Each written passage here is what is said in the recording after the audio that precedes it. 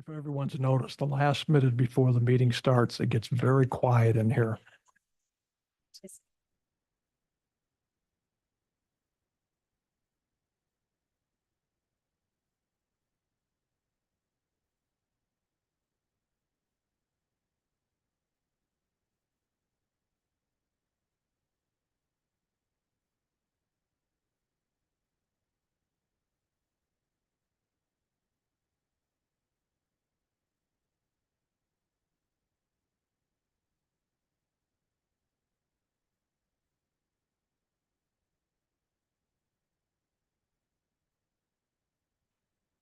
I would like to call the September 11th, 2024 City Council regular meeting to order. Will everyone please stand and join me in the Pledge of Allegiance? I pledge allegiance to the flag of the United States of America and to the republic for which it stands, one nation, under God, indivisible, with liberty and justice for all.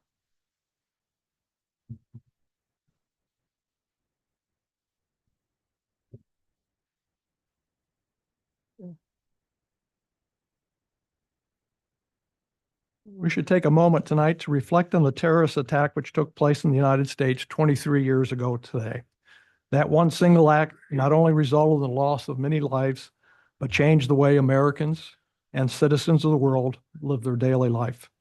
What took place on September 11th has had a lasting effect worldwide, and we should always remember those who lost their lives that day.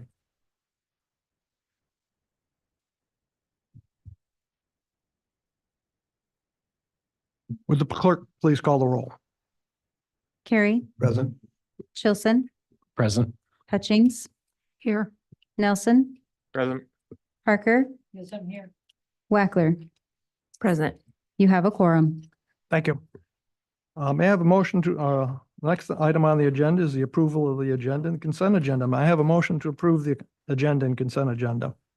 Mr. Carey. Thank you, Mr. Mayor. I move the approval of the agenda and the consent agenda that's been presented to us. Is there a second?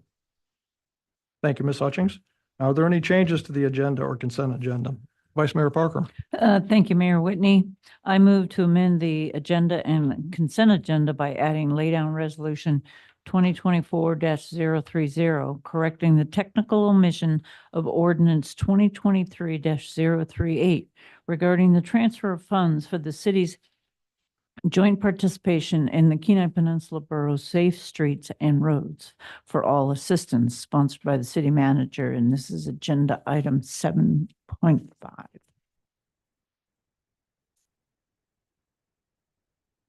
Are there any other changes to the agenda or consent agenda? Seeing none, would the clerk please read the consent agenda?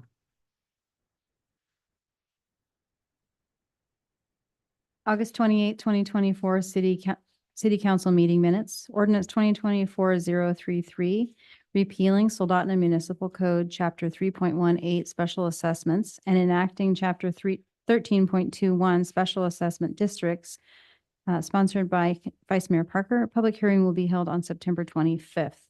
Ordinance 2024-034, increasing estimated revenues and appropriations by $21,847 in the Equipment Replacement Fund for the purchase of a trackless Sierra snow blower head, sponsored by the city manager. Public hearing on September 25th.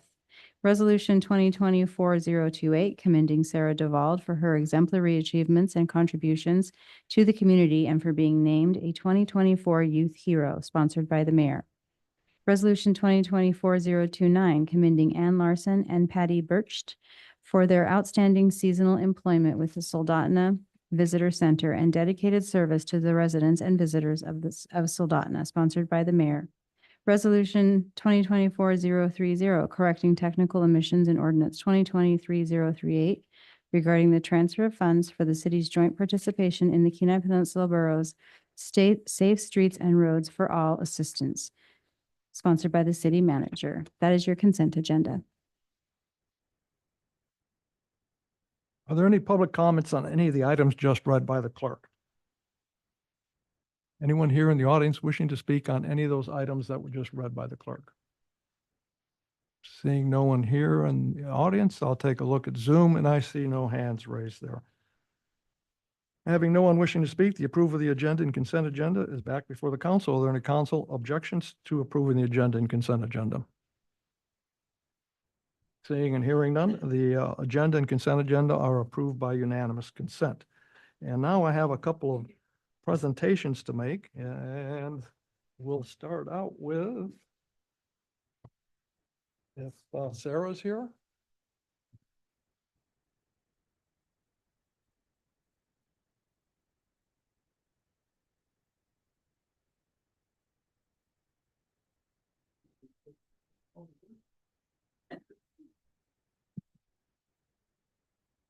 Okay. City of Soldotna, Resolution 2024-028, a resolution commending Sarah DeVald for exemplary achievements and contributions to the community for being named 2024 Youth Hero. Whereas investment in our youth and the futures is a critical component of building communities that are positive, healthy places to live. And whereas studies show youth who are engaged in community services tend to do better in school, avoid risky behaviors, and maintain positive relationships with adults and peers. Whereas the Alaska Communications Summer of Heroes program partners with Boys and Girls Club of South Central Alaska to promote awareness and support for youth, education, and development programs throughout the state, and which are critical to helping children succeed in life. Whereas the Summer of Heroes program selects a handful of youth from across the state and recognizes them for their positive impacts on the community, awarding each hero a $2,000 Alaska 529 scholarship and spotlighting them throughout the state via news media and social media.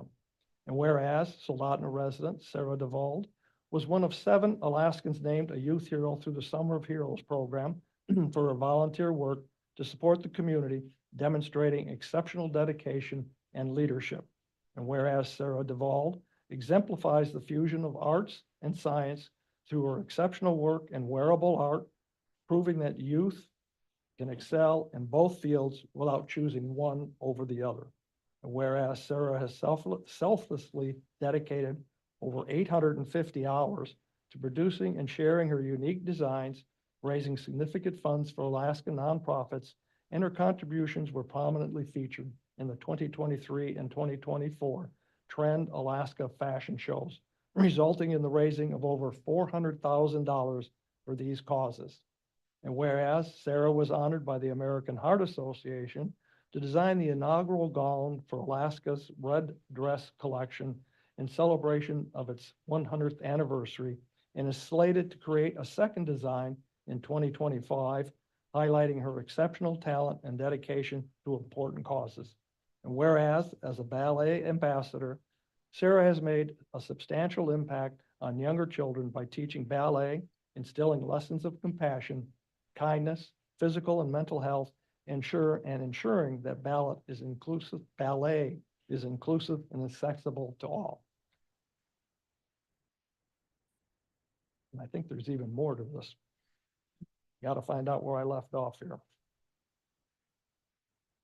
Whereas Sarah's commitment to arts extends to her role on the Kenai Peninsula Borough School District Wellness Advisory Committee, where she advocates for the well-being of students through arts, and whereas recognizing the financial barriers that can prevent children from accessing the arts, Sarah initiated an annual fundraiser dedicated to providing scholarships for young dancers in her community, demonstrating her belief that no child should be excluded from the world of arts due to financial reasons. Whereas, beyond her achievements in the arts and science, Sarah is also an avid classic car enthusiast and an active member of the Cacno Cruisers Car Club, showcasing her diverse interests and talents. And whereas Sarah is currently a high school student in Soldotna, balancing her academic pursuits with her numerous contributions to her community and the arts. Section 1, that we command, or now therefore it be resolved by the City Council of the City of Soldotna, Alaska, Section 1, that we commend Sarah DeVald for outstanding achievements, her dedication to the arts and science, and her unwavering commitment to her community. Her exemplary contributions serve as an inspiration to all, highlighting the positive impact that young individuals can have on society. And Section 2, that we recognize the work done by Sarah and the other youth heroes, which is truly making their local communities better. The leadership and support provided by these youth are making a positive difference among their peer groups in their neighborhoods and throughout the broader community.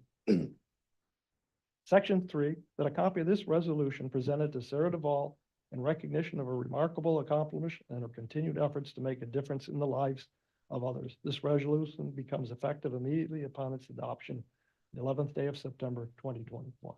Congratulations. Thank you for all you're doing. It's good to see young people really getting behind. Thank you. So, I think everybody here wanting to take a picture, so. Whoops.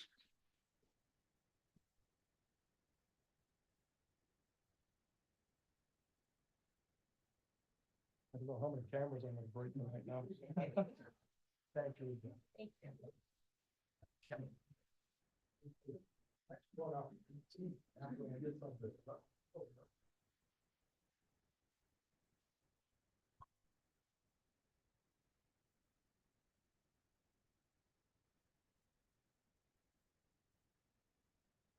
Okay. See, I think that second page would have. All right, next one up is Patty Birch and Ann Larson.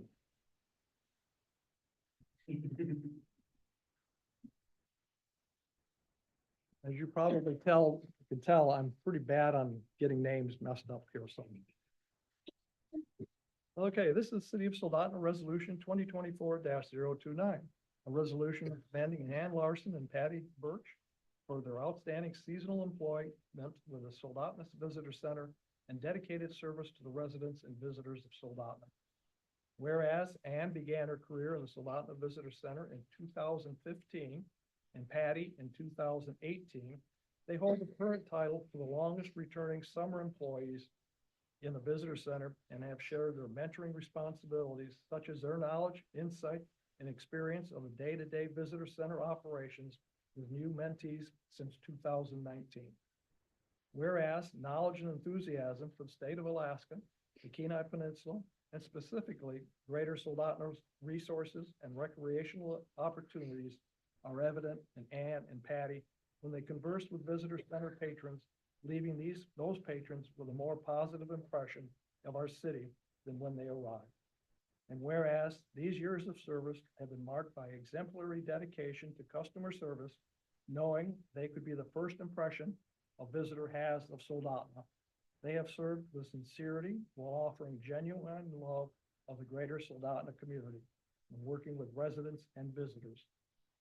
And in which both Ann and Patty have worked constantly for the betterment of the Soldotna Visitor Center and the Soldotna community at large, whereas Ann and Patty have faithfully and conscientiously served the city of Soldotna, through Ann greeting over 219,000 visitors and Patty greeting over 120,000 visitors during their employment.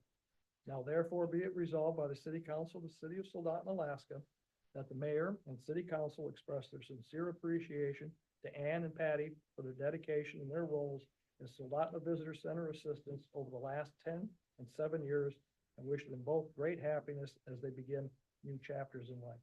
This resolution shall become effective immediately upon its adoption.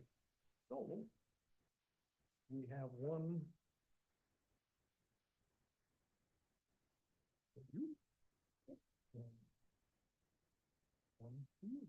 And congratulations.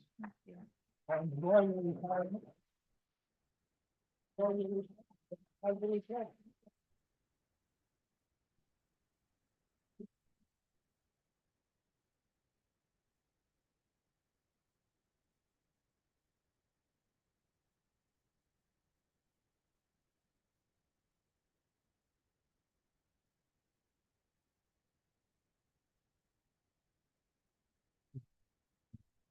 Haven't had to do that much talking since school. So moving on. The next agenda item is number 4, public comments and presentations. Items other than those appearing on the agenda, 3 minutes per speaker, 20 minutes aggregate. Are there any members of the public who would like to speak on any item not appearing on the agenda? Anyone here in the audience? Seeing none, we'll take a look at Zoom, and I see no hands raised there. Next item, number 5, Assembly and Legislative Report. Are there any representatives from the borough or the state in attendance who would like to speak? And I see Mr. Cox sitting over there in the corner.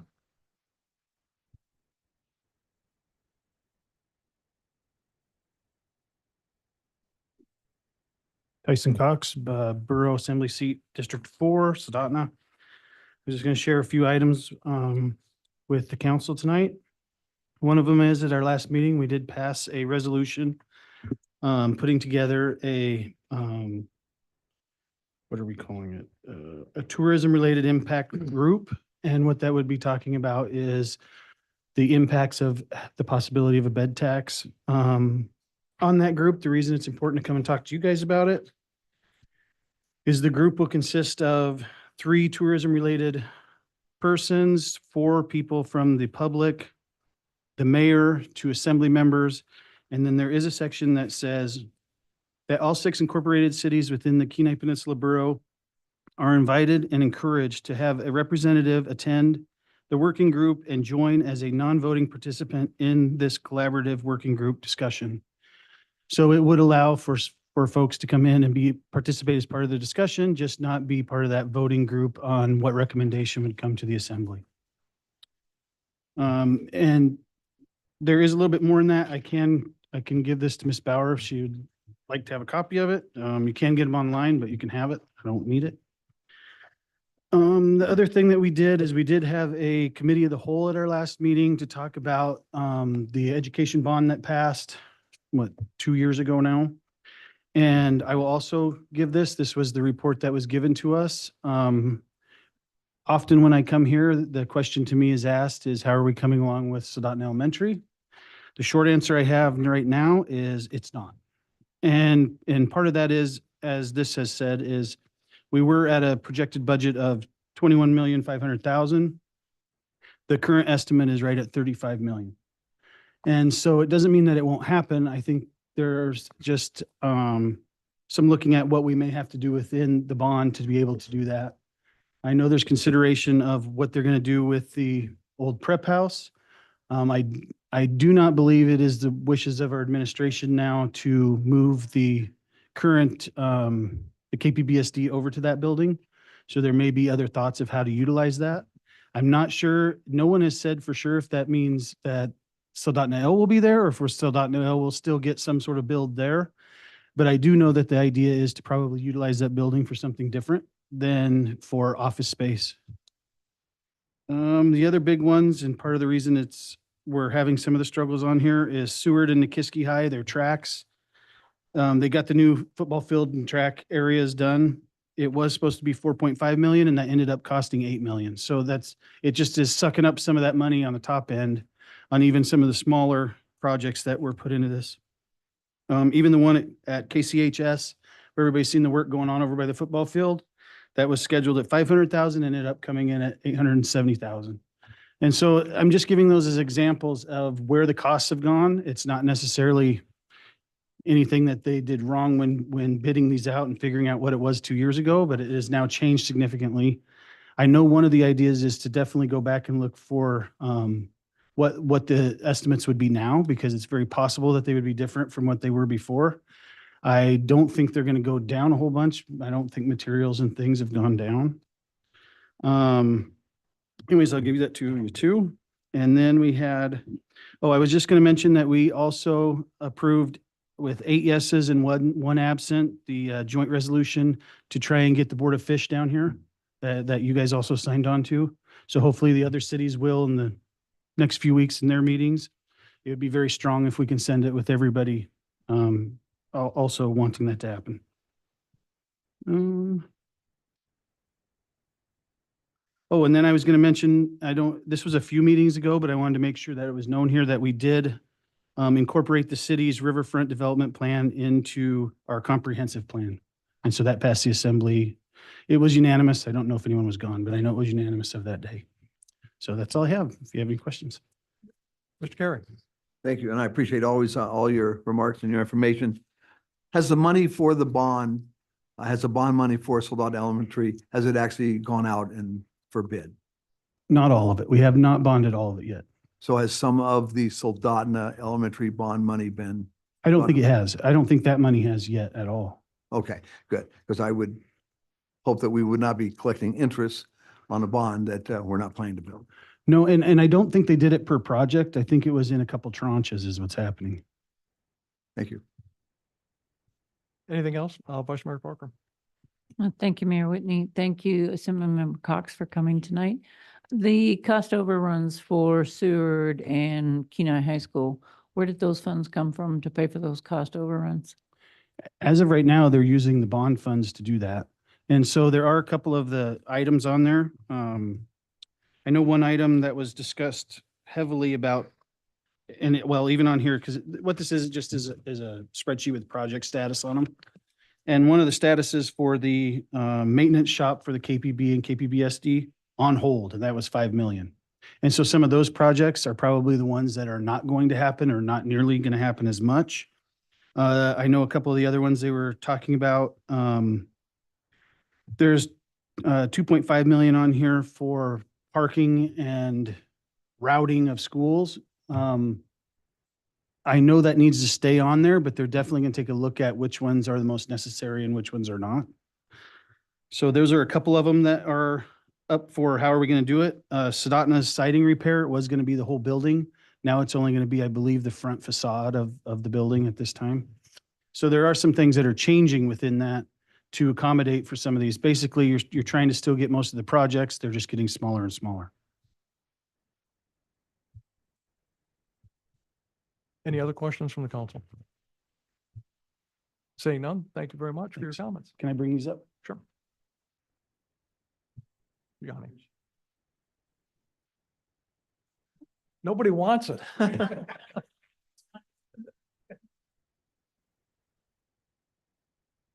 Okay, the next item on the agenda is public hearings. First one will be Ordinance 2024-028, amending the official zoning map to rezone a portion of Tract A1 of the Blazy Park Subdivision number 3 from single-family to two-family residential district, multifamily residential district, introduced by the city manager. Public hearing on September 11th, 2024. Ordinance, it looks like it's in there twice, so we will, looks like it was doubled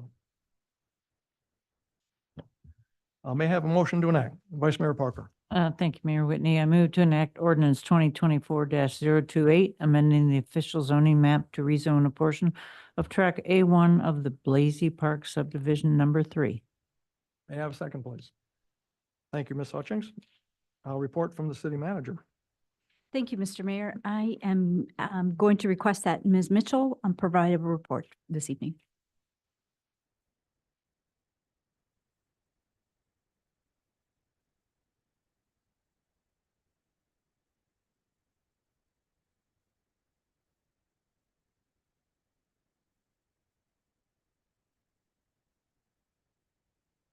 Sorry about that technical difficulty.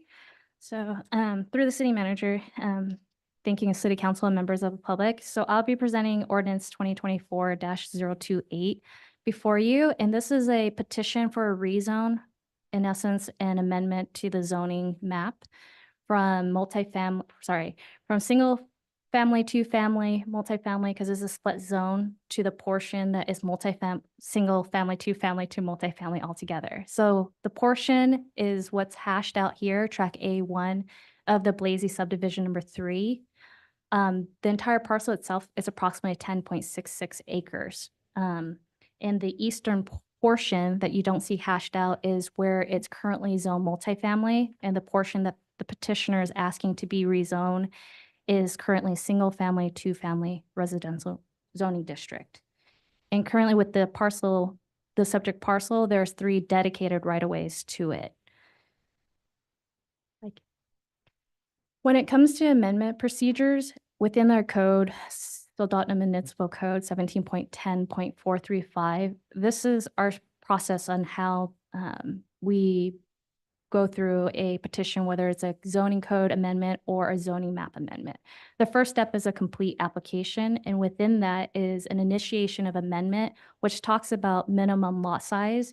In this case, it's a minimum lot size of 2 acres, or the proposed petition is enlarging an adjacent zoning district. In this case, both criteria are met. The parcel that would be rezoned is a little bit over 9 acres. And then in addition, the portion to the east is already zoned multifamily. So they would be expanding that portion to the east to make the whole parcel itself be multifamily zoning district. And the next, sorry, we can go back. The next step is going through a commission public hearing, which in this case, it has gone through Planning and Zoning Commission for their recommendation to your body. And there were 2 meetings held, and I'll go in further detail as we talk about the timeline. After the Planning and Zoning Commission, their recommendation is then forward to your council for consideration. And then lastly, City Council holds a public meeting, which is being held tonight, to hear the petition and make a decision on it. I thought it was important to kind of go through the timeline of what has transpired with this particular petition. We received the application back in May, and the first Planning and Zoning Commission meeting was held on July 3rd. Notices were mailed June 11th, and further the packet for the P&Z meeting was published on June 25th. So an aspect of it, an appeal request was submitted to the city, a letter, not the application form itself. And a day after, we reached out to city attorney to make a determination whether you can appeal a recommendation. With a consultation with the city attorney, it was determined that you can't appeal a recommendation.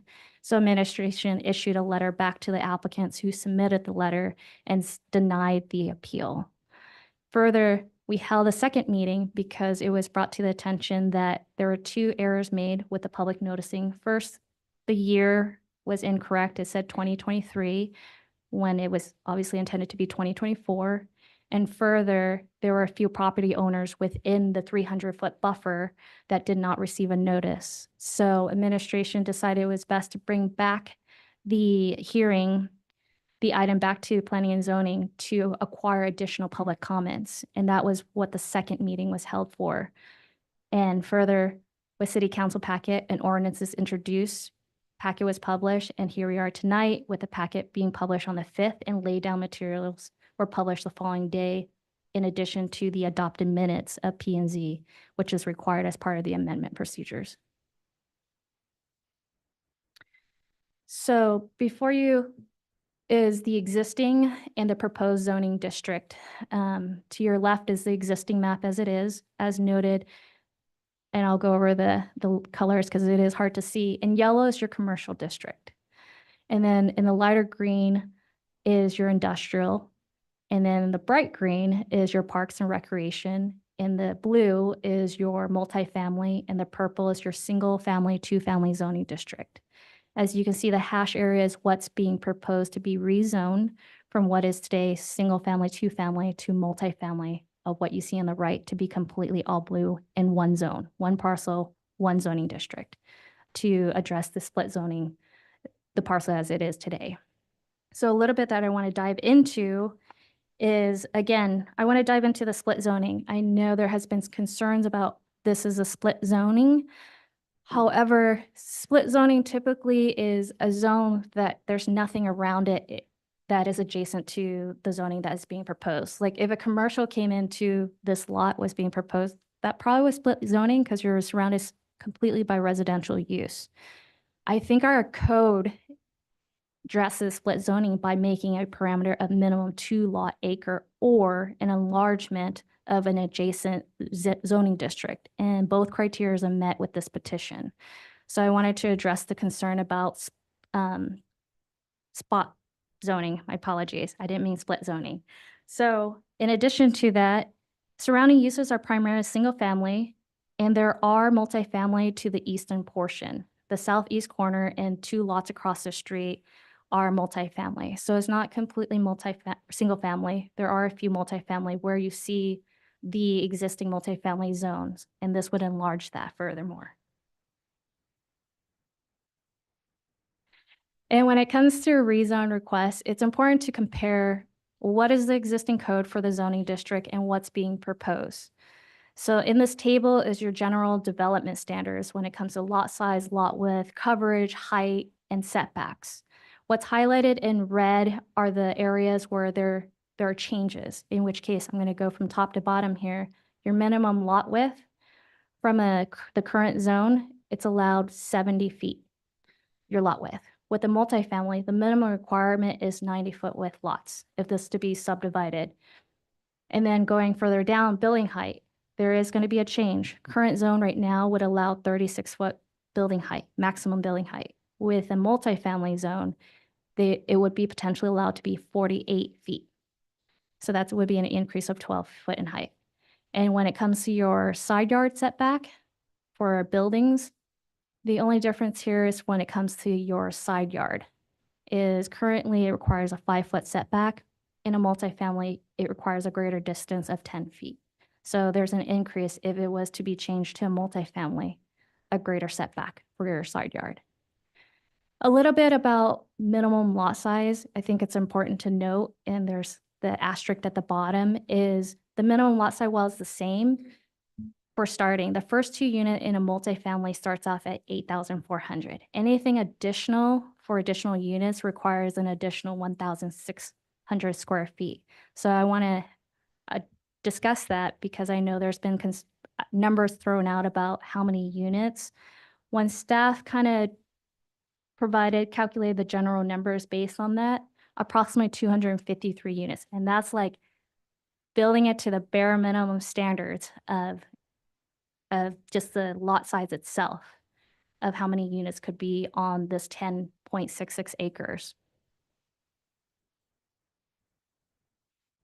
Furthermore, additional standards that should be compared is the landscaping standards. So this is a new slide compared to what was presented to P&Z. I mentioned it during the P&Z hearing, but I think the visual of a table helps. So when it comes to landscaping, there are street right-of-way requirements. In this case, in the existing zone, there aren't any requirements. But when it comes to the proposed multifamily zone, they would need to provide a landscaping bed averaging 10 foot in width, meaning the minimum that it can be is 6 feet, but the maximum is 15 in width, and it has to average out to a 10-foot width landscape buffer.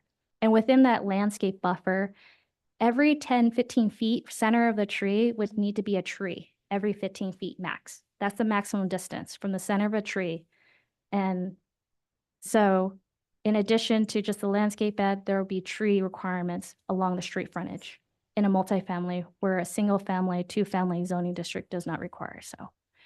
Furthermore, there are buffering landscape, meaning along the property lines and adjacent to single family, 2-family districts is landscaping bed. Furthermore, there's a 15-foot requirement. If it was going to be rezoned to a multifamily and it's adjacent to the north is single family, 2-family, as well to the south, there needs to be a 15-foot landscaping buffer as well. In addition to that landscaping buffer, there's another tree requirement of 20 feet. Every 20 feet from center of a tree needs to be provided. And it's further required that it has to be staggered so that when you're looking at it, it appears that there's a tree every 10 feet. Our code is written that way. And in the single family, 2-family, it's not required. And shrubs are also required every 50 square feet within that landscape buffer. And then lastly, retention of vegetation. This applies to both zone, meaning if it's an undeveloped residential zone lot, you can only clear so much. So for lots less than 40,000 square feet, 15% of the natural vegetation must be retained. In this case, this lot is larger than that. Only 20% of the natural vegetation must be retained if it stays undeveloped. And furthermore, there's a few tree requirements. It's very minimal, is 1 tree per linear feet of street frontage must be maintained. So that is all the requirements when it comes to landscaping, comparing the two, and also if it was to remain undeveloped, if they wanted to clear it, what are those parameters? And another thing important is the land use. What is allowed, wasn't allowed, what would be allowed, that would be changed. So in summary of this, is the first column is your existing zone, your single family, two family, and the second column is the proposed multifamily zone. The only change that has been made since the last presentation slide was the bed and breakfast establishment was not included because unfortunately in our land use table, it wasn't in there, but it was included in the residential zoning district. So I've added that. And what it comes down to, I'm going to highlight a few where it was previously going to be permitted, where the MF residential district would allow for the following permitted uses where it would be prohibited are the community residence, residential housings for people with a disability, dwellings where currently is prohibited and now would be allowed is multifamily, townhouse, condominiums, and furthermore, lodging, bread and breakfast establishment would now be allowed where it's prohibited, lodging, boarding house, in schools, just elementaries. And then we kind of dive to the next category where in the multifamily use would allow conditional use where it was prohibited in the current use would be the boat mooring basin, launching sites, emergency shelters, the guide service, the institutions for housing people with handicap, office general, recreational facilities for outdoor sports field, and then your schools for secondary, college, and vocational and technical. Those will all be allowed by conditional use where it was prohibited in the current zoning. And so this is your future land use map, and this was within your comp plan. And I wanted to speak a little bit when it comes to the comp plan. Our comp plan is the Envision Soldotna 2030 comp plan. And speaking further, I'm just going to refer to the comp plan. It is a tool for guiding for planning and zoning your council to evaluate proposals for new land use with respect to the city's goals and visions identified in the comp plan.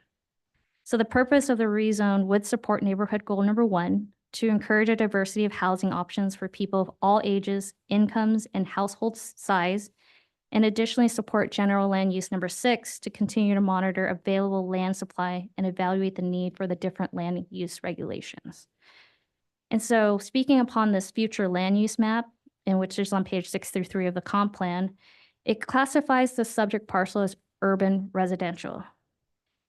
And what it says the intent is designed to reflect residential development in the core areas of town where each structure contains primarily one unit. However, the future land use map is used to guide development in the city. It's not a mandatory, it's not regulatory. It is a tool for your council to refer to. The map itself, the goals, the visions, development, visions of the comp plan. And it continually speaks about how it's anticipated that the future land use may be occasionally amended as community needs to change or unanticipated opportunity arises. So as was spoken before tonight was mentioned that Ordinance 2024-17 by the borough enacted and adopted the riverfront development plan as part of our comp plan. And in that, it talks about the housing need that we anticipate as that area gets developed. And so this further would potentially allow a housing option with a higher density within a walkable distance of that area. And so I kind of zoomed into the future land use map. The hash mark is where the proposed subject lot is. And this is the future land use map. In the orange is your mixed use, which is south of this subject parcel. And to the east is a darker purple, which is multifamily residential. So there is an adjacent multifamily future land use designation to the east. And then to the north in the project itself is urban residential. And to the west is also a portion urban residential with your institution of the sewer treatment. So this gives you an idea of what the general area is. It was envisioned that everything to the south, which is currently primarily single family, was to be mixed use. And if this was to be amended, staff does not find that it would be incompatible because you would be either enlarging the same concept of a text amendment or a zoning map amendment is further enlarging the adjacent land use designation. Because you have multifamily to the east or you have mixed use to the south in your future land use map.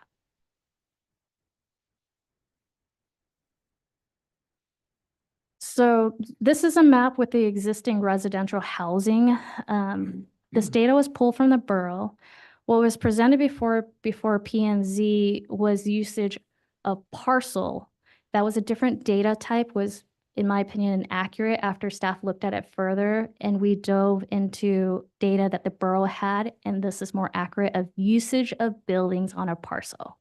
And I actually went through every parcel that's designated as multifamily to make sure it's as accurate as it can be. So within this map, you can see the blue is your single family, two family dwelling that's developed. These are all developed lots. In green is your multifamily, 3 or more dwelling units under one building. That is what the definition of the Soldotna Municipal Code is, 3 or more dwellings in one building. And then you have your magenta is multiple residential dwellings on one lot. So in this case, you can have 3 cabins, and this is what it would be classified as. And then you have your condominiums in orange and your mobile home park in yellow. I know it's really hard to tell. So in the next slide, you can kind of see where I wanted to differentiate, well, what's this distribution? Ultimately, when it comes to our zoning code, there are only 2 zones that allows multifamily development, townhomes and condominiums by right, meaning no conditional use discretionary permit. It is only in the multifamily residential zone and the limited commercial. Any other place would probably, if allowed, is subject to a conditional use permit for a higher density development. And so I wanted to highlight where those areas are in comparison to our existing development. And in the next slide, it further eliminates zones outside of, it only highlights multifamily and limited commercial zones. And you can kind of see where the vacancies are.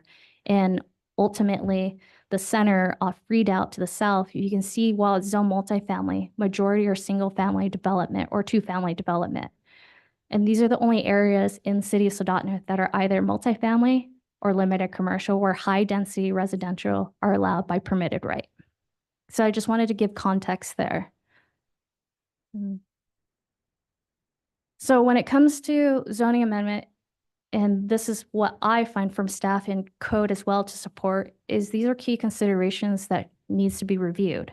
Our amendment procedure, are we following it? You know, our initiation of amendment, minimum requirements, enlarging an adjacent boundary, going through the proper planning commission hearings, and then city council. We have done that. We're here tonight. Land use, we went over the land use table. What is allowed in the current zone? What would be allowed in the proposed zone? Development requirements, all those standards, setback heights, and landscaping requirements, comparing those. And then our comprehensive plan. Again, there are aspects of the comprehensive plans about visions, goals, policies, and the future land use maps to consider. And then public benefit. Staff finds that this proposal would balance the opportunity of ownership and rental housing. You know, I don't know what the development is, but by rezoning it, potentially could allow a higher density residential development. So it would encourage a diverse housing option that our comprehensive speaks about. In addition, staff finds that additional housing within the walkable distance of our riverfront development would further support the needs that were identified in that plan. That concludes staff's presentation when it comes to this rezone petition. Happy to answer any questions your council may have. Thank you. Did you have anything more you wanted to add? I do. Okay. Are there any members of the public who wish to speak on this item, which is ordinance 2024-028? Please step forward. You'll have 3 minutes. I had originally spoken with Mr. Coghill, and I mentioned that he had a report he wanted to read. It would take about 10 minutes. And I did not have the opportunity to speak with Mr. Dolifka about him having a 10-minute presentation. So we'll stick with the 3 minutes, and that would be 3 minutes for each individual who wishes to speak on ordinance 2024-028. So anyone wishing to speak on the ordinance, please step forward, state your name and address for the record.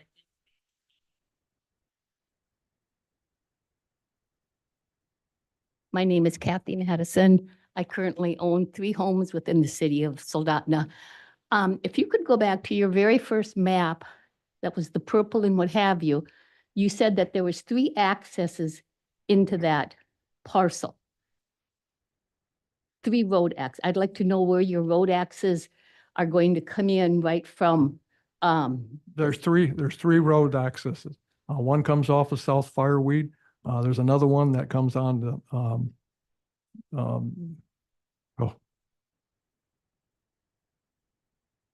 I want to say Binkley. I'm just lost my train of thought. Kobuk. There's 2 of them that go on to Kobuk. One by the and sewer so treatment it plant. looked like one of them came right in the middle of where there's And one's right- residential houses on both and- sides. Yep, one's right. And then, so if you're gonna have 200 and some people possibly living in this little square, you're gonna have 3 accesses to it? Yeah, there's 3 access roads into that parcel. Oh, okay. I'm definitely against and will speak against this ordinance. I think that on her one map, it shows that there's already plenty of land that is available for multifamily within the city limits of Soldotna. I think that this land could be developed and not have to take a section of land that is basically residential and is going to affect the houses, the prices of these houses, the families that live there, by putting in the possibilities that this developer could come up with. I don't know what kind of comprehensive plan he's even presented. But I think that you need to consider what the city has already developed there and what they have also available for them to develop. To me, you're going into people's backyards and changing their lives. And I think that this really has to be considered with the possibility of hundreds of people coming into this 10-acre parcel. I mean, I'm fortunate. I live on Mackey Lake Road with 10 acres. I wouldn't want 200 and some people to come into my backyard. But that's all I have to say. Thank you. Any comments from the council? Anyone else wishing to speak on ordinance 2024-028? And please state your name and address for the record, and you'll have 3 minutes.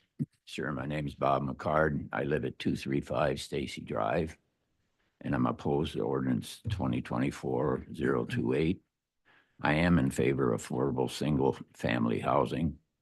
In my letter to you dated September 3rd, I expressed my concern regarding congestion and safety on Kobuk and the possible need for a stoplight at the intersection of Kobuk and Porcupine Court.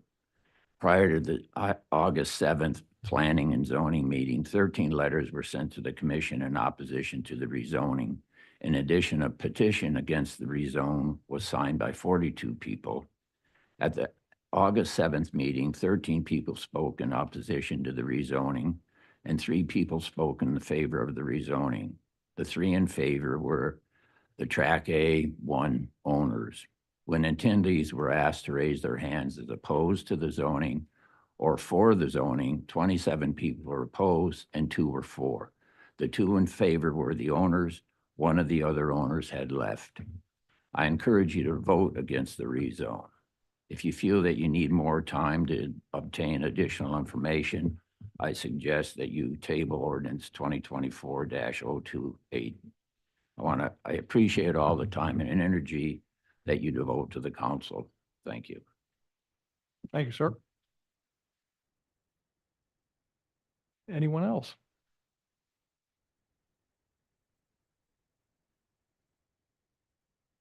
Please state your name and address for the record, and you'll have 3 minutes. Mike Eberhard, 221 Stacy. It is my backyard. I purchased that home in Soldotna because of the family, small town atmosphere. Why I purchased the home in Soldotna. I moved out of Kenai to here. If I wanted multifamily dwellings, I would have stayed in Kenai.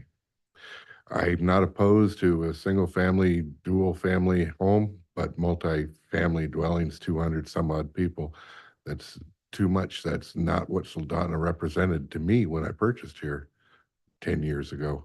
A lot of people, I'm sure, have the same feeling of Soldotna. I remember when we used to put the gardens on the corners. That's gone away. My wife and I both tended those gardens. That's gone away because of the building that's going on. You're losing what made Soldotna fun or nice. You congratulated the 2 ladies for being here for 18 years working at the visitor center. You're going to lose all that. It's not worth it. put it somewhere else. Walking distance to the river, everywhere is walking distance to the river here. Literally, look at your map. Don't make a multifamily dwelling in the middle of town, especially 200 and some odd people. That's ruining Soldotna. Any questions from the council? Thank you, sir, for your comments.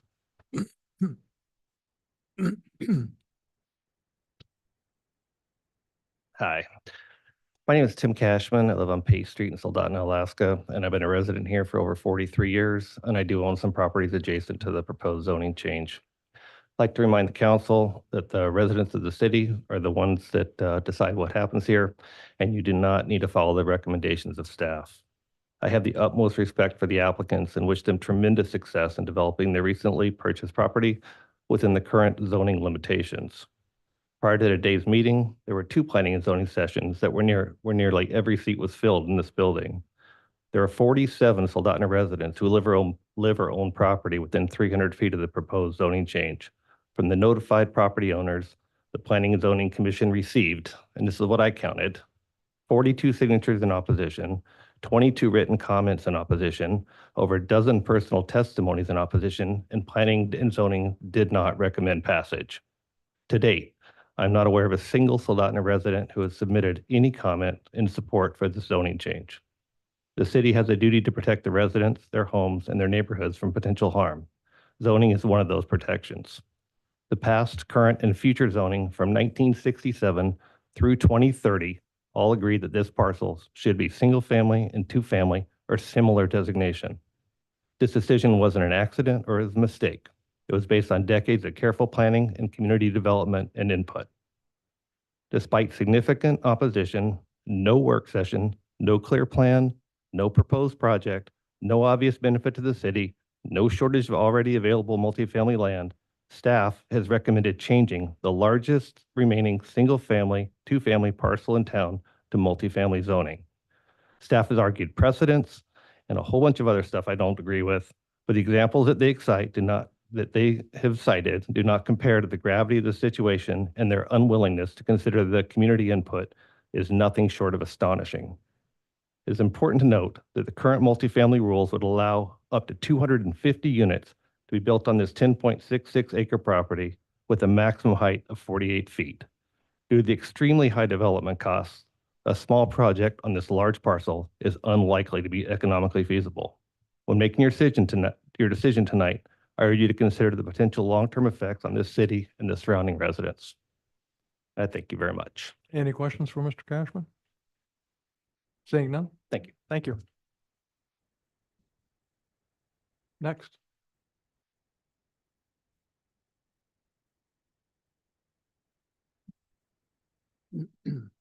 Hi, my name Please is state your name and address for the record. You have 3 Pamela minutes. Hayes, and I live at 235 Stacy Drive. And I'm here to, well, I want to thank you for the opportunity to give input on this ordinance. My primary concern is the absence of a plan. The rezone would allow for over 250 apartments and up to 4 stories high, 48 feet, which I am guessing is 4 stories high.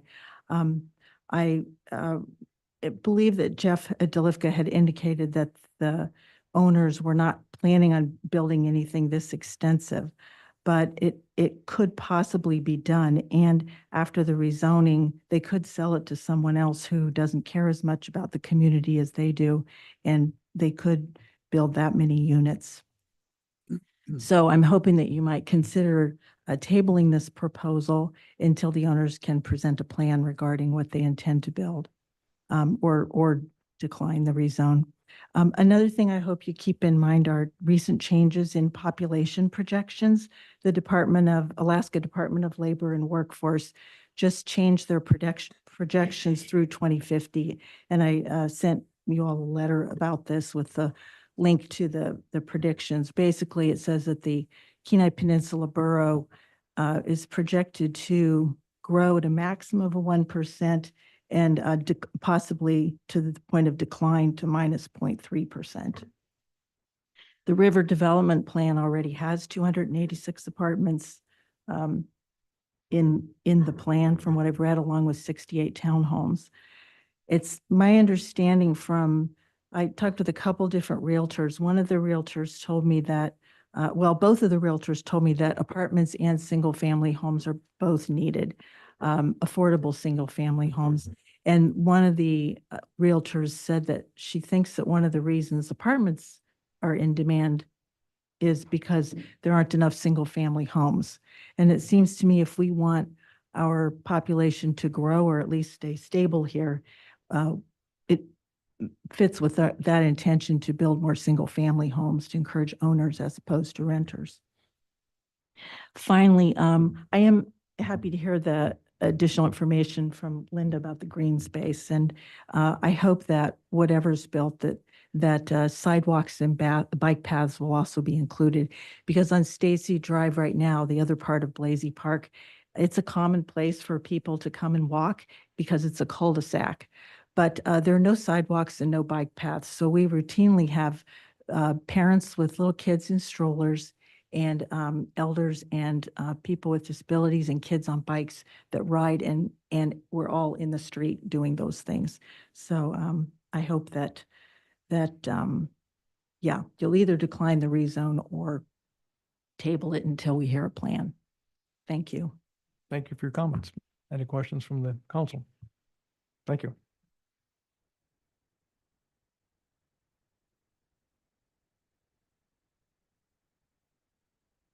Please state your name and address for the record, and you'll have 3 minutes. My name is Jeff Moore, and I own and live in the property at 265 Stacy Drive. How did this proposal get to this point? I ask that because I'm bewildered that we're still having this discussion, but also to preface my nutshell interpretation. The tract of land in question was purchased by several people who are not residents of the city. These several people proposed rezoning this tract. I can only assume that the plan to do so was in place before the purchase in order to maximize the income potential of the purchase. They have presented no plan as to what type of development they may have planned for this tract if it were to be rezoned. Surely you, the representatives of the city, would have an interest in knowing what they intend to erect in the center of our neighborhood. The proposal was brought before the Planning and Zoning Committee not once, but twice, and met with unanimous spoken opposition by the surrounding property owners, as well as many other concerned citizens. The proposal had no public support other than from the potential property owners / developers who I may have mentioned before are not your constituents. According to my research, at least 2 of the 3 Planning and Zoning Committee members who voted in favor of the proposal don't appear to be Soldotna residents and/or do not own property in the city. The proposal came to you after a 3-3 tie vote in the committee, and we were told that at the meeting that it would be without recommendation. Yet the resolution before you clearly states that it is recommended by said committee. This would seem to value the 3 yay votes more than the 3 nay votes. I did not personally sign the petition with my 34 neighbors, nor was I at the first planning and zoning meeting because I was too busy working 2 full-time summer jobs with out-of-town commitments in order to keep my residence. That effort on my part would be for naught if 10 acres of 4-story apartment buildings were to go up in my backyard. The envisioned Soldotna 2030 plan makes no provision for protecting the rights or investments of current city residents. Does it mandate development for development's sake? What would you like to see when you look out your back door? We, the 34 owners of the surrounding property, are your constituents, not the developers, nor the members of the committee who pushed this resolution through with bias. You are obligated to us. We oppose this resolution and expect you to vote as we wish. Thank you for your service to the community. Any questions for the speaker? Saying none, thank you for your comments. Anyone else? Anyone else in the audience wishing to speak on ordinance 2024-028?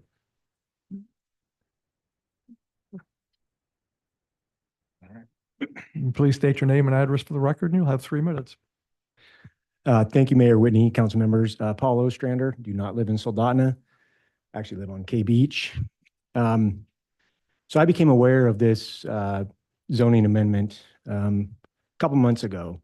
It's actually at a wine tasting with Mr. Coghill, and we started talking about it. And When he first brought it up, I was really intrigued by it. And since then, I've been helping him and the neighbors out, kind of formulate a strategy and help them to understand the process. And throughout this time, I've been asked multiple times, why are you involved in this?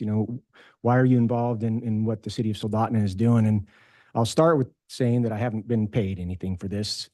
This for me, it boils down to something that I really believe very strongly in, is that local government is the only government that still works in this day and age. At the federal government, I don't feel like we really have a meaningful impact on what happened there. Same thing at the state, but local government really works for the people. Matter of fact, when I was chief of staff at the borough, and I think it was 2014, I wrote a white paper to the assembly, and that was the title of that. It said, local government is government that works. So when I heard about this, I wanted to become engaged because I want the folks in our community to believe that that's true, like I do. And I'm still confident that this process will show that local government does work.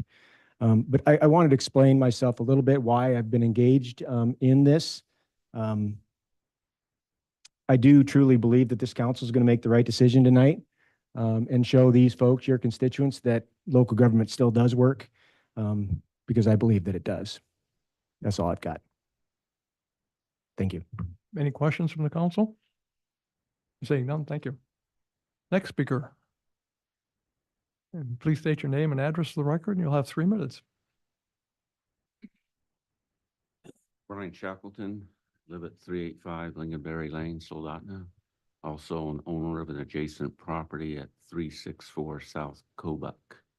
Presently investment property, but it is part of my long-range family planning. This project or rezone would affect the quality of that land. I strongly believe the current zoning is the most appropriate and consistent with what already exists around that entire piece of property.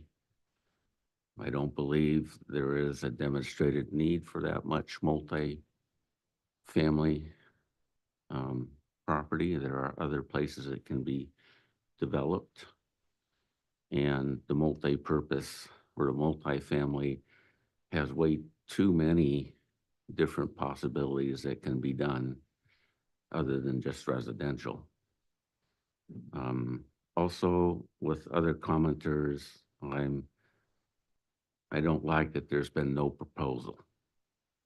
We have no clue what these people are planning to do with this property. Not technically required, but it's kind of like a blank check.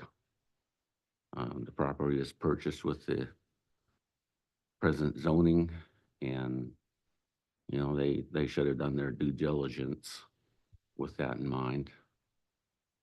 I wish them the best with it, but I don't think it's necessary or consistent even with all the planning documents that are being referenced here tonight to change this zoning. So I'm in opposition. Thank you, sir. Any questions from the council? Saying none, thank you for your comments. Anyone else? Please state your name and address for the record, and you'll have 3 minutes. Good evening. I'm Cliff Cochran, 206 Stacy Drive, Soldotna. I'm on the opposite, somewhat unaffected side, Blazy Park Subdivision, but I'm here to provide testimony in opposition to rezoning, what is basically the southern half of our subdivision. My main concern with the project was impact to home equity. And so I checked in with ChatGPT, the global leader in artificial intelligence, to see what it had to say. And so I said, several studies indicate that the property values of single-family homes adjacent to newly rezoned multifamily areas can experience a decrease in the range of 5 to 10% in property value.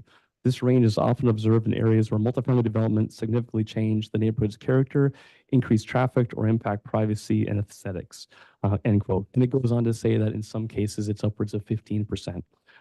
So 5 to 10% doesn't seem like a lot, but when you're looking at a property that's potentially $500,000 like mine is, you're talking $25,000 to $50,000 in home equity just gone from this rezone. I serve our country as an officer in the U.S. Air Force, and the earnings that I made over there were applied directly towards the down payment of my home. And so this rezone is asking me to take those earnings and just they're gone to a developer looking to earn a profit. That is unacceptable. Looking at the American Community Survey, which was done by the U.S. Census, 38% of housing in Soldotna is multifamily housing. 35% of housing in Anchorage is multifamily. So that's looking at the American Community Survey with the U.S. Census. I know we referenced the Riverfront Redevelopment Plan, but that's what the census says. So just not great to kind of increase that number. Lastly, I served on the Sonoma County Land Use Commission from 2011 to 2015. And I was surprised this wasn't voted down or at least tabled by our planning commission because as we heard earlier, it just lacked a plan. I'm on board with redevelopment. I think it would reduce the number of moose and mosquitoes in our subdivision, which would be great, but converting it from single family, which is currently how it's compatible, to multifamily without a plan just really concerns me as a property owner. Basically either no vote or tabling tonight doesn't mean that this is dead. The applicant can certainly go back and provide a plan and we can all look at it together and say, hey, maybe this is something that's good for our town. But in the current state, lacking a plan, I'm just concerned that it's just not a good thing to vote for, or yes, it should be tabled or voted against. So a vote yes tonight is basically a green light to a wide number of options, some that are completely incompatible with the character of our neighborhood. So these are my personal and professional opinions. I appreciate consideration and thank you for your time. Now I'm back to my 3 kids. Thank you. Any questions for the testifier? Seeing none, thank you very much for your comments. Anyone else wishing to speak on ordinance 2024-028?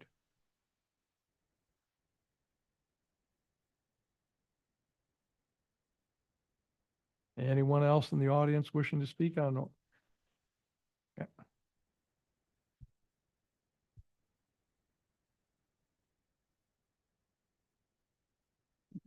Please state your name and address for the record, and you'll have 3 minutes. Hello, everybody. My name is Ben Heverly. I live at 205 Stacy Drive. I have 4 children who all ride their bikes. We walk to the park all the time. Yeah, I don't think that this would be very favorable thing for our area. I think that there's a lot better use for the property than to turn it into multifamily. I am for development. I actually own 4 properties in the city of Soldotna. So I just feel that given the dynamics of the neighborhood, that that's not the highest and best use for the surrounding area. So as my opinion, I would strongly suggest that you guys do not say yes to this. So thank you. Any questions from the council? Saying none, thank you very much. Next speaker on ordinance 2024-028. Give everyone a moment to think about this. I'll take a look at Zoom. I see no hands raised there. So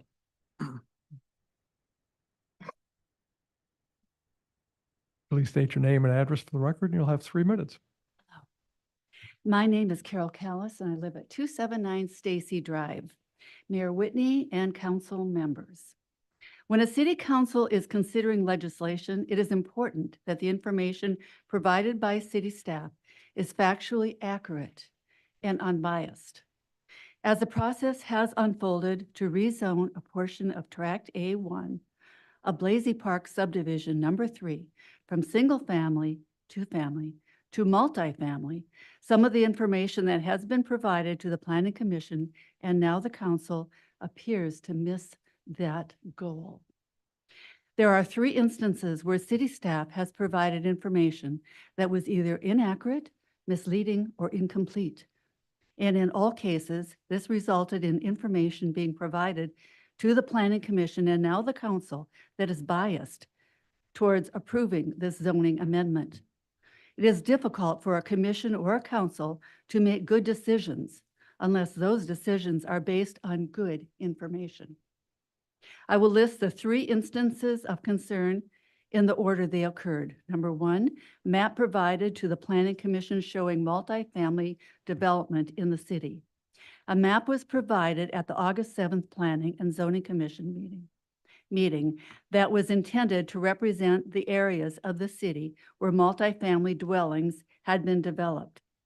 This is important information because rather than a zoning map that shows how a parcel is zoned, this map shows how it was developed. Unfortunately, the borough information that was utilized to compile this map inaccurately represented some multifamily developed parcels as single family, ultimately resulting in a map that showed less multifamily development in the city than there is, falsely providing support for the zoning amendment. This data flaw was not shared with the commission. Now, my husband will continue this because it would be beyond my limited 3 minutes. For the council purposes, this was the document we received earlier this evening.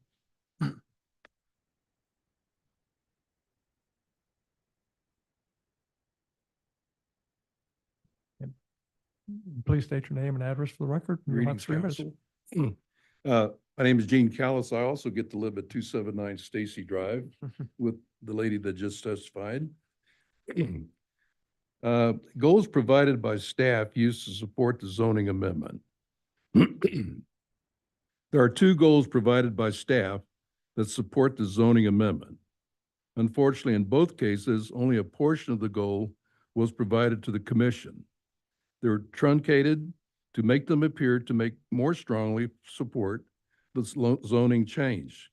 This has partially been corrected in Ordinance 2024-028. The whereas stating the 2 supporting goals includes more of the goal verbiage than in the Planning Commission's packet. In the Planning Commission packet, the staff PowerPoint states comprehensive plan neighborhood goal number 1, housing diversity. That should have been in quote, by the way. In reality, the comprehensive plan neighborhood goal number 1 states, and I quote, enhance the quality of Soldotna neighborhoods while providing for a diversity of housing options, end of quote.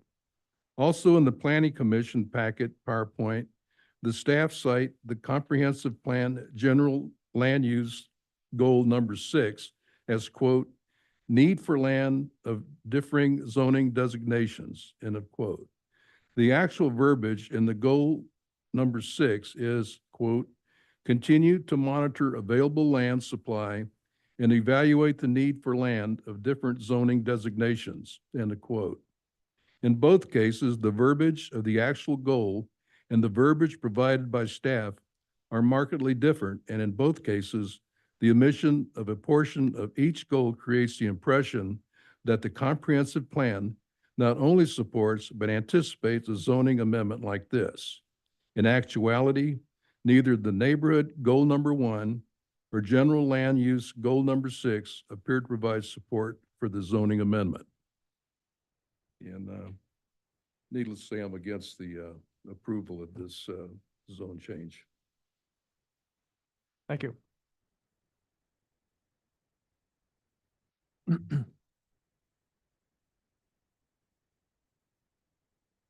Hello, I'm Bill Coghill, 275 South Cobuck Street. I do notice that the timer starts as soon as you say your name, so I've got to hustle here a little bit. At the August 7th, 2024 Planning and Zoning Commission meeting, just prior to the vote being called, staff asked and was recognized by the chair.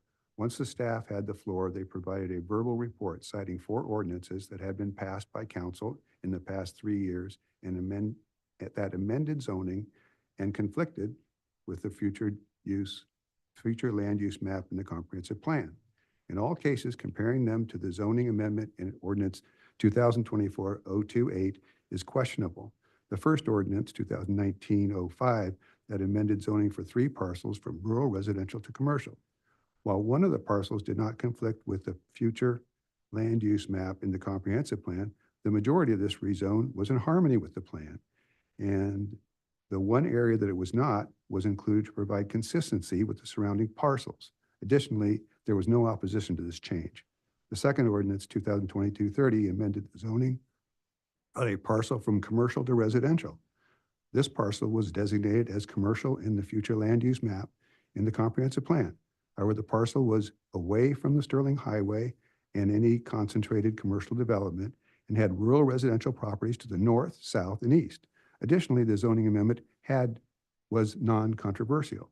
Third ordinance of 2304 amended the zoning on a parcel of rural residential to commercial. This was a small parcel of 0.676 acres and was directly adjacent to multiple other parcels that are zoned commercial.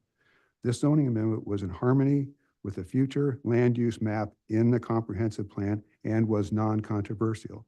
The last ordinance, 2024-04, that amended the zoning on a parcel from commercial to institutional for the construction of the new central emergency fire station. This zoning amendment request was a result of months of conversations between the borough and the city to determine where the new fire station would be constructed to provide the greatest benefit to the city. It is disingenuous to compare any of these to what was being proposed by Ordinance 2024-028, a zoning amendment of 10.66 acre parcel from single/two family to multifamily that is surrounded by single family residents. The implication that because the council had passed these four ordinances in the past 3 years was that the council shouldn't hesitate to pass this ordinance. It's very concerning. The continued push by staff to support the zoning amendment and the willingness to skew information in their favor seems to suggest that there is more to this story than the public has been given access to. This degrades the public trust in the process and in our local government as a whole. Submitted with great respect, utmost respect. I thank you for your time. Any questions for Mr. Coghill?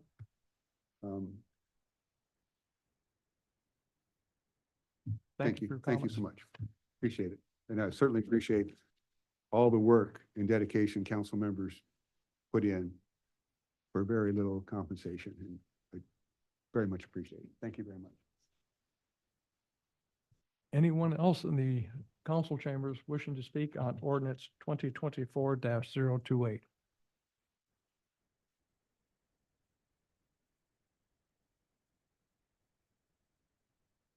Please state your name and address for the record, and you'll have 3 minutes. Jeffrey DeLifka, 33850 Winston Circle, Soldotna, Alaska, 99669. I'm a member of Del Roca LLC, which owns the parcel that everybody's been discussing tonight. Consists of 10.66 acres, approximately 9.54 is right now single-family duplex. 1.2 acres is currently zoned as multifamily. I want to give a few facts that I think are getting glossed over tonight to give a context of why we're here. Currently, 1.2 acres are already zoned multifamily, which means we can build apartments tomorrow if we want.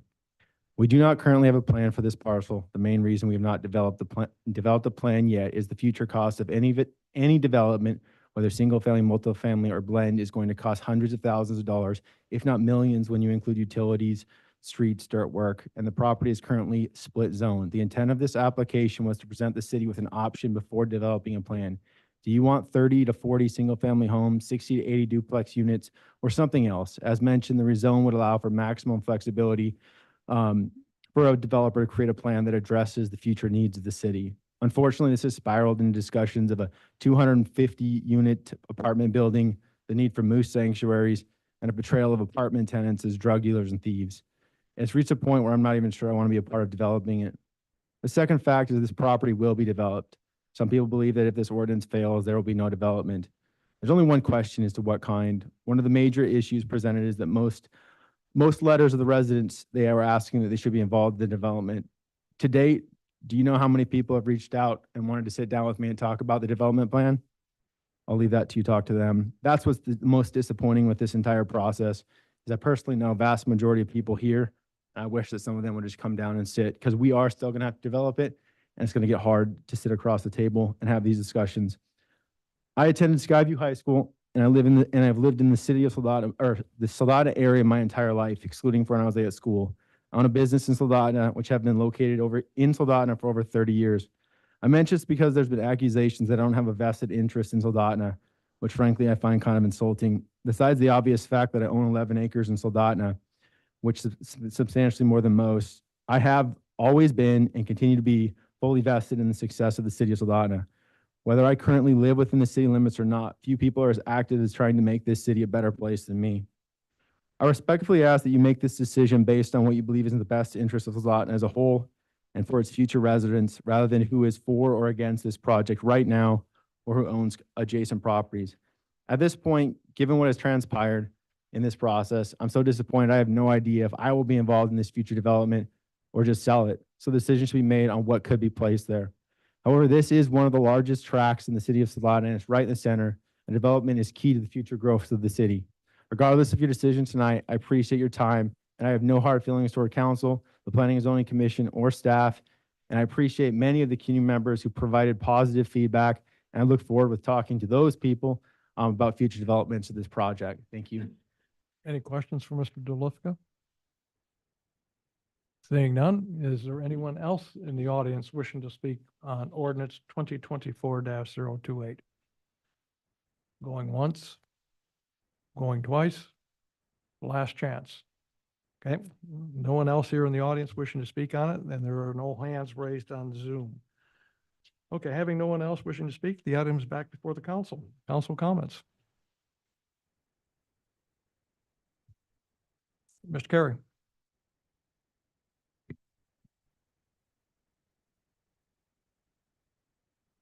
This is my third term on the council and 3 terms as mayor. And I'd have to say, I see this as one of the most important decisions we've made in the time I've been part of city government.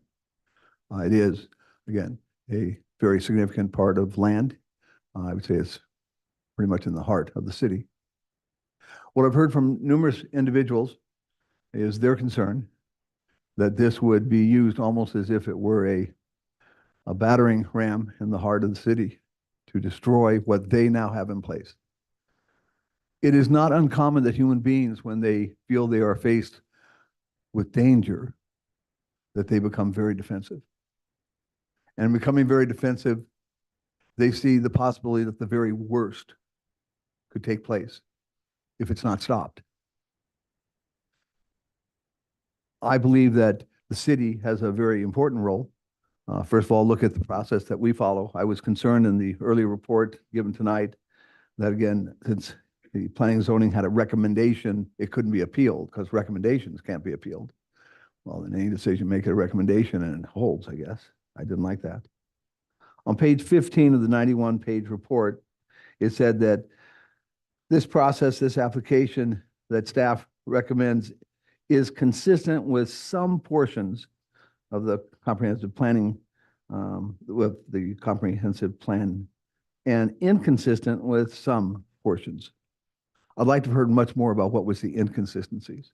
And so on page 15 of the 91, what are the inconsistencies and how are they balancing? Okay, so that what has higher weight? It would seem to me that things need to be consistent to go forward. But again, I was very impressed with the number of people involved, 46 of the property owners that notices were sent, 46 from Soldotna, 3 Kenai, 1 Seattle, Costa Mesa, California, 1, Tucson, 3, Anchorage, 4, Atascadero, California, 1, Estes Park, 1, Mount Vernon, Washington, 2, and the city itself has 2 of the lots that were notified. So I think this has very wide implications, not just in Soldotna, but again, for many people that are part of it. I also found it interesting, the statement that staff finds that this is not incompatible. I'd be interested in understanding the philosophy then that the city is using. As long as it's not against, is it then to be promoted? As compared to, it seemed to me, it would be balance would be that you'd clearly state it is consistent in this way, and if it's inconsistent in those ways, but not simply the recommendation is, as long as it is not inconsistent, we move forward with this. So I'd be interested in learning more in terms of that type of philosophy being used. One of the very last things I saw on the screen from the presentation from staff, it talks about public benefits and the components there. Again, one of the 5 standards. What I didn't see there was under public benefit, the issue of public concern. if you only provide information in support, so what are the public benefits? I don't think there's any doubt in terms of, at least I listen to 13 people here, and I've certainly had letters, I've had other conversations. There is obviously from many people a real concern, a public concern about this. And yet what I saw in terms of the basis for making the decision, bringing it forward, only dealt with benefits. It would seem to me that we are, again, the human beings. We're the people with brains and minds and blood and sweat and tears and care. And that we look not just at benefits, but we have to weigh them with the other side. One of the things that I heard mentioned, at least twice, about postponing or having a community meeting about this or a work session. And I heard, I believe from the last individual that there has not, excuse me, that it would seem to me there is a need for more dialogue from those presenting this and those opposed to it, and dialogue with each other to talk about concerns. It seems to me that's part of what government is about, and that's something we sponsor. It can be very difficult for a community that is very concerned, they feel endangered, to meet with the individuals or groups that they feel are possibly doing that, endangering. That's where we come in. We can be that neutral, and I don't want to say we're neutral, we can be that beneficial source on all sides, that we want to see what's best for the city. So that I would hope that as we deal with this tonight, I would hope that the administration, and again, I'll say particularly through the mayor, would be open to setting up a process by which we can have some work sessions, we can have a community meetings, we can have a process where the individuals, as much as possible, I'd like to see everyone walk away from this feeling that we are all together for the benefit of the city, that we all want to see progress. It seems to me that this is too much too soon, and particularly because there isn't a clear stated plan for what's to be the next step. And I think that's the boogeyman that is presented here and in the minds of many. They just don't know. And so they're expecting it will be the absolute worst possible. Second, I very clearly don't think that we should simply always want more in the city. I don't have a need that, again, as many thousands of people as possible live inside the city. I believe very much of quality as compared to quantity. And so that, again, I want to be real careful that it is not the philosophy of the administration that we simply want to do everything we can to get more people here. I would not want to support that. I am absolutely not in favor of supporting this going forward. Thank you. City Manager, I believe there was a couple of questions that were in that. Do you have any response to those? Thank you. I am going to ask Ms. Mitchell to address those questions, particularly incompatibility and the public benefits, public concern. As well as Thank you. And through the mayor. So those, I'll address the public benefit, or maybe the compatibility. So typically in zoning ordinance or processes, there are standards that says, hey, you need to meet A, B, C, that we kind of go analyze. In our case, our amendment procedures, there aren't really any standards besides the size of the lot. So in essence, you kind of default to the compatibility, the consistency. And I want to just address that one comment that was brought up before about why, can't remember, Mr. Jean brought it up of, let's see, my apologies, of what certain things were presented in the second meeting while it was not presented at the first, is because during the second public hearing meeting, new information was brought forth about spot zoning and inconsistency with the future land use plan. And in the conclusion, when I talked about the future land use map, I did say out of these 5 considerations, ultimately is up to the body to make the findings. What is, what weighs more? Staff can't decide that. I'm just going with what plan is in writing. And so, yes, the future land use map has a different designation. However, in practice, we haven't been always consistent. I agree with Mr. Coghill. There are aspects and more to it.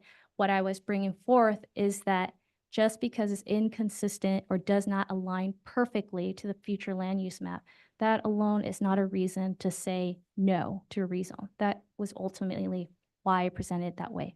I didn't suggest or insinuate that just that was no grounds that it must be approved because there has been past practice. So I want to be clear on that. At the end of the day, I'm just trying to present facts to your council and Planning Zoning Commission to make the decision. I have only talked to Jeff DeLifka twice since I've been here. I have no idea what plans he has. So there is no further information that I have that the public doesn't have. So in terms of public benefit, I didn't address the public comments because I don't know what the plan is. For me to acknowledge their concern is saying, I know what the plan is. I don't know what the plan is. Because you can see in the existing multifamily zone, there are single families primarily in it. We zoned it a certain way, but we don't know what 5-10 years now it can be. So for me to address the comments is anticipating that I know something that I genuinely don't. And that was why. But if your council is asking me the question, what if, I'm happy to answer some of those concerns. That is the reason why that was omitted. I'm just focusing, what if this was rezoned? What public benefit could it be? Go ahead. Thank you. I did want to address your comment about recommendation, and I sought an attorney opinion regarding that. There was the petition to appeal the recommendation of the Planning Commission. The attorney ruled that you cannot appeal a recommendation because it is this body that makes the decision. So I did want to provide that information. May I ask, were your questions answered? Do you have more? Would you like further explanation? May I respond? Go ahead. Thank you. It would seem to me that if one of the 5 components is public benefits, that term itself has a positive nature, whereas instead, if it was public consideration, if it was a more neutral term, I believe that there can be a sense that the process is in favor of something moving forward by the wording used. And the idea of a category, or maybe a 6th category, public, again, concerns. Okay, I'm also aware that benefits can be negative. However, I have to assume the assumption, the category of public benefits is those things that should move this forward, as compared to, public benefits, there are none, and these are the things against it. But it just seemed to me that wording makes would seem to preclude not moving forward, but instead to move forward. And I thank you for your comments. I do want to say that I understand what you're saying, the terminology. However, this is the process and we're following the process. But I hear you, and it's something that we can look at for a possible amendment for future code amendment.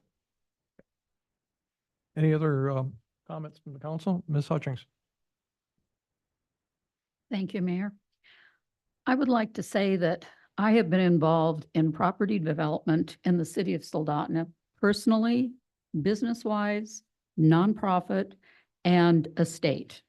And I will tell you, I have had property that was zoned commercial, that we presented a plan, and we had it rezoned to single family. And I have been involved in our business development, and I'm involved in a nonprofit. We have a large section of property in the center of Soldotna that is zoned single to family. We present a plan, and that's what we did. We are presenting a plan. It's all the infrastructure that needs to be involved in it. It will be single and two family. The thing is that you can't change something unless you know what your plan is. And I know it takes money. I mean, we have spent a lot of money on doing all of the work that needs to be done for infrastructure, for the subdivision. And it's not something that you just go in and do. You have to have a plan. And that's the only way people can buy into it is with the plan. And to be very honest with you, I know we have lots of apartments in town. Probably, I know one gentleman that has over 90 apartments already, and they're full. But I never look at apartments as people that are staying in your area. They're transitional. They will either transfer out to a home or they will leave town. But these are not, and when you say 250 units, that's 500 people. Everybody, there's 2 people in every home. So when I think about, and everybody has 2 cars, and you're driving from this piece of property onto Cobuck, Fireweed is not complete. There is a lot of work that needs to be done on Fireweed, all the way from Redoubt down. So I think there is a lot that needs to be looked at, a lot that needs to be discussed. And I can't support this because there's no plan. Thank you. Anyone else on the council wishing to comment? Mr. Nelson. Thank you. This might be one of the more difficult things that I've dealt with in the past few years since I've been here. So I want to try and talk through both sides of it because I think both sides are very valid. Maybe if I talk through it'll help me get to some place. So, you know, if I lived in the neighborhood, I think I'd probably be exactly where you are right now. I think some of the concerns are certainly valid that have been brought before the Planning and Zoning Commission that have been brought before us tonight. Obviously, we talk a lot in our planning documents and our guidance documents about character of neighborhoods and character of living, and I think that that's one thing I really like about Soldotna. So when we kind of talk about zoning and some of those things, you know, I'm generally in favor of it because it does let us get an idea of what kind of neighborhood we want to live in. I've lived inside the city, I've lived outside the city. There's good and bad, and it is kind of a personal choice. So, you know, me personally, if I'm boss for the day, I don't want this, not at all. I like green space. I drive by this every day. Okay. But I'm in this seat now. So from the city's perspective and from a long-term perspective, we need housing, hopefully more affordable housing. But I don't think anybody's arguing the fact that we don't have a huge amount of inventory. We have a piece of vacant land, and arguing the other side of it, you know, I think the applicant has, in good faith, submitted their applications, have followed the process several times, two hearings at P&Z. I think that was simply because of the some of the administrative oversights that maybe required some renoticing. But I respect the fact that as a neighbor, as a property owner, you'd want a plan, but this is a rezoning. The developer has their property. It is their property. And I feel like sometimes in this conversation, we're treading on how to tell somebody how to use their private property. And that is something I have an issue with. And I would like the administration to please correct me if I'm wrong, but let's just say whether this passed tonight or didn't pass tonight, if the applicant and the partners said, we're going to put in these roads, we're going to put in some housing, whatever that happens to be, there is still a building permit process, there's still an oversight, there's still zoning code, there's still landscaping code, there's still all of those requirements that have to be met.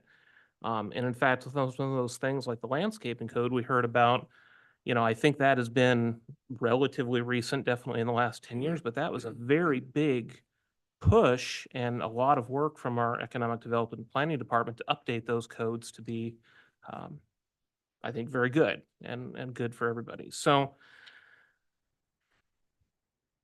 that's where I'm having a hard time with it. This is a rezoning.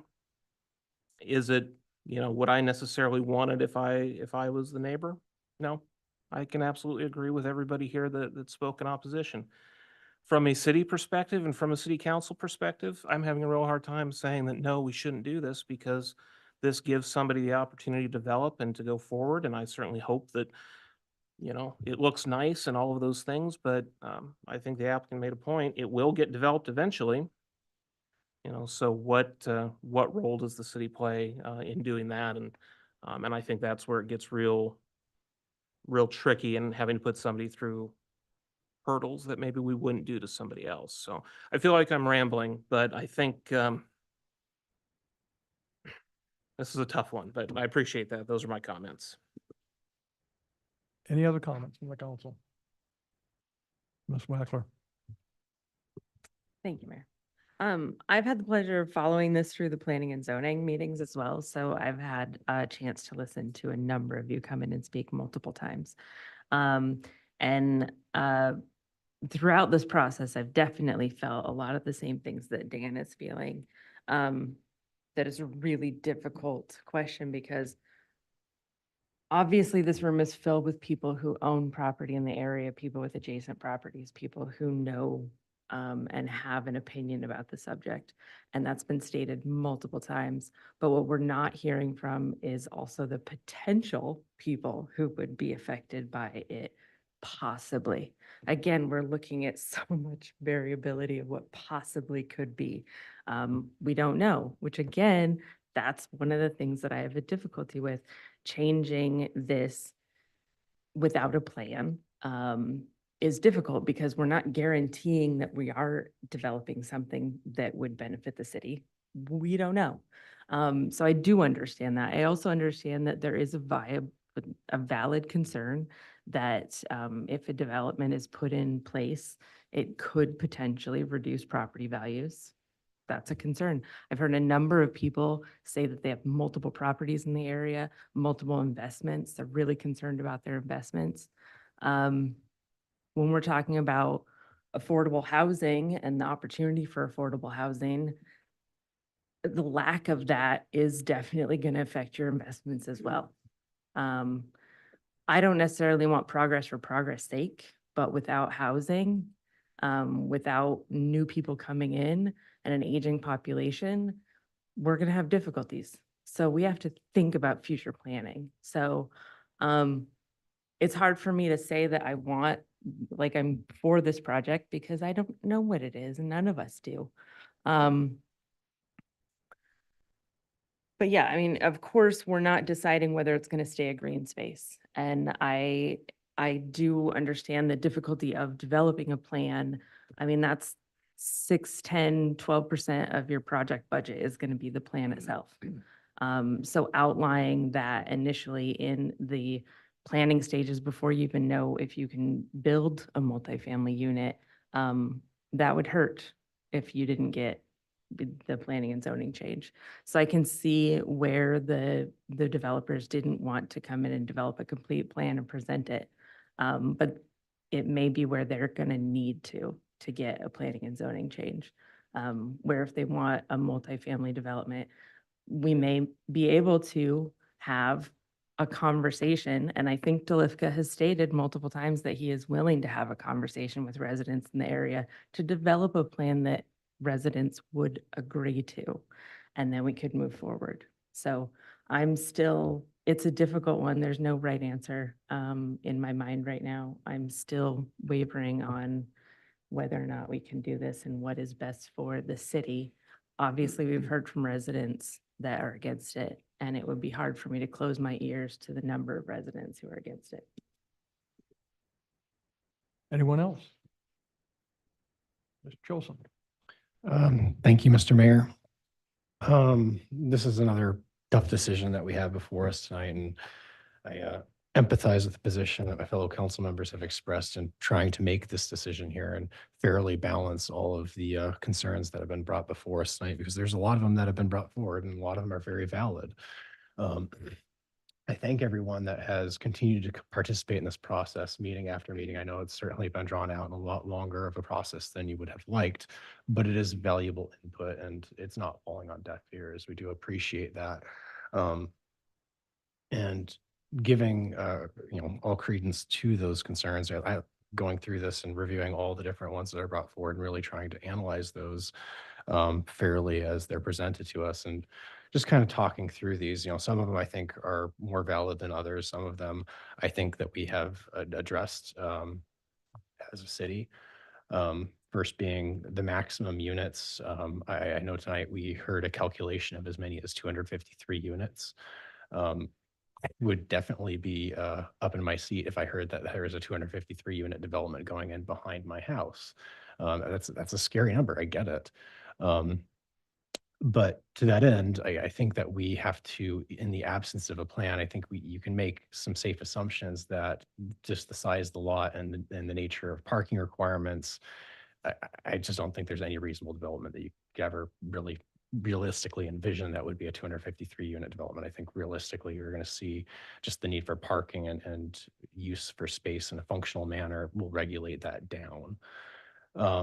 Some other concerns we've heard tonight include alignment with the comp plan.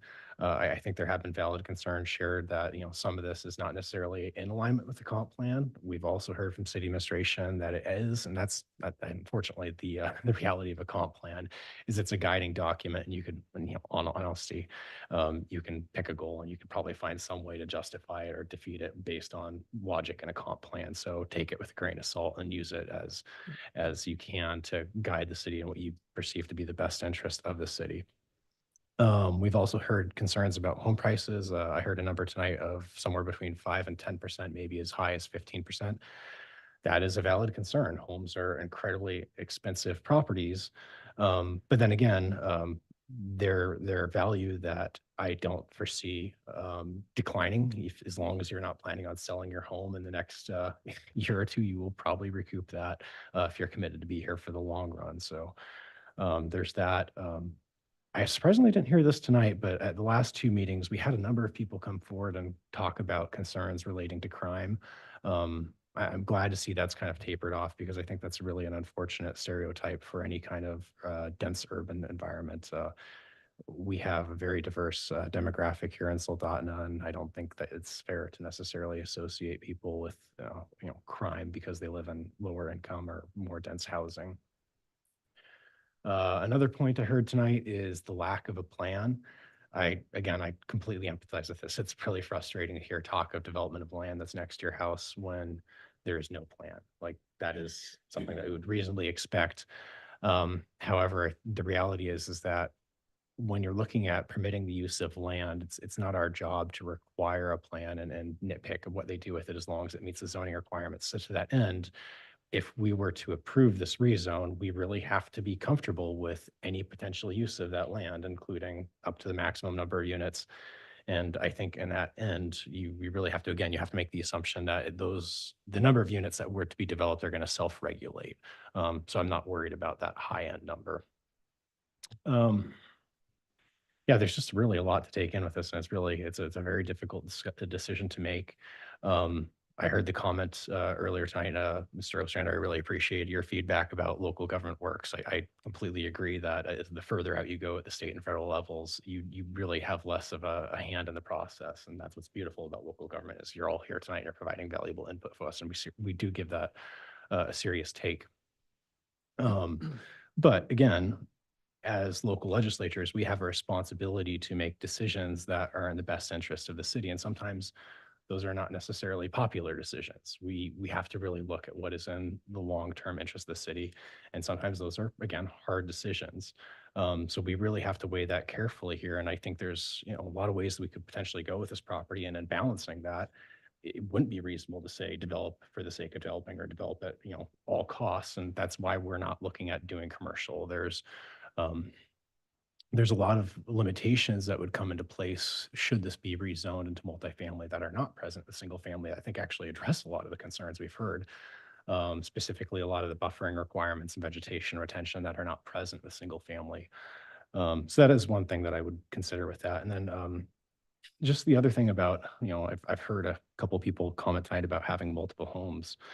You know, it's really easy to sit in a position where you have housing and want to have what you have preserved when, you know, you're not the one that's trying to find stable housing that's long term. It's something we have a really strong need for in our community.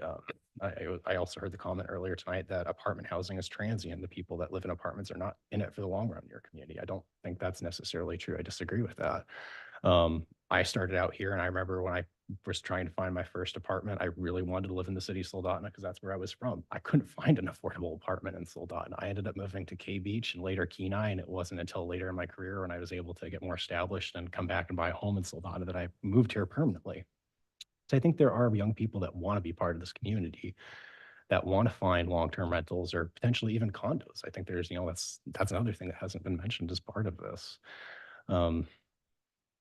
I just think it's important that we, look beyond our own properties and think of not only what is best for our homes, but our community as a whole and those that want to make a home here in Soldotna as well.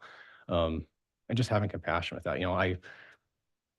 If my home property went down a chunk because there was an apartment building that went up behind my home, I wouldn't have an issue with that because I know it's people that are getting housing, and that's a thing that's important to me. But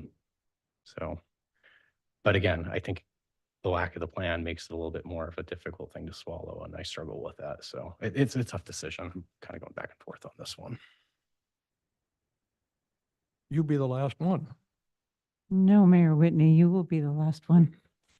So, thank you. I'll keep my remarks brief. I did want to make a couple of points. First, I wanted to point out that the city staff, the recommendations and the work that they did was based upon an application that they received from the applicant to do a rezone, and they followed the code. And when it was identified that, oops, there were some parcels that didn't get notified in the process, they went back and corrected that and had an additional public hearing. They follow the code, they follow the law. They're not interjecting their own personal opinion. It's all about following what's in our city code, and they have done a good job in doing that. And it's up to them to make a recommendation, and in the end, it will be up to us to make the ultimate decision. With respect to the applicant has done a wonderful job and been a wonderful member of this community and done many, many projects that we, the city, have worked in conjunction with him on. And I see us working in conjunction with him on other projects in the future.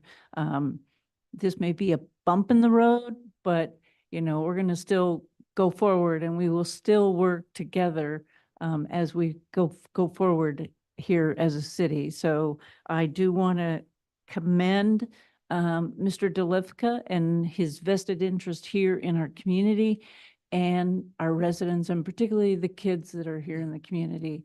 That has been a big goal of his, is to provide more for the kids. With respect to this application for rezone, many of my concerns have been stated by other council members.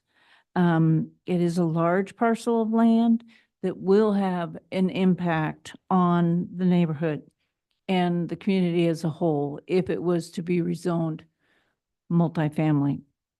As others have stated, if it was me, I would like to see a development plan. I'd like to know what the plan is going forward before I would see a potential rezone. And then overall, based on the comments that have been made tonight, the emails that we've received, the phone calls, the petitions, this isn't something where city residents are behind this, and I have to go with the wishes of the city residents. And so tonight I will not be supporting the rezone, and hope we are able to work with the developers and the applicant going forward on this parcel going forward. Thank you. Any further comments from the council? Did I hear something? Okay. I have a couple. In 2018, the previous owners of that property tried to subdivide, or planned on subdividing, and did have a preliminary plat to subdivide that into single family or duplex. I think it was like 21 or 22 lots. Obviously, that didn't happen. It didn't work. So someone else is looking at it for a different type of development. My question is to the staff, if that had been developed, a single family or duplex, what would be the maximum number of buildings, residence, single family or duplex that could go on that lot right now at the minimum lot size? If that's a question you can answer.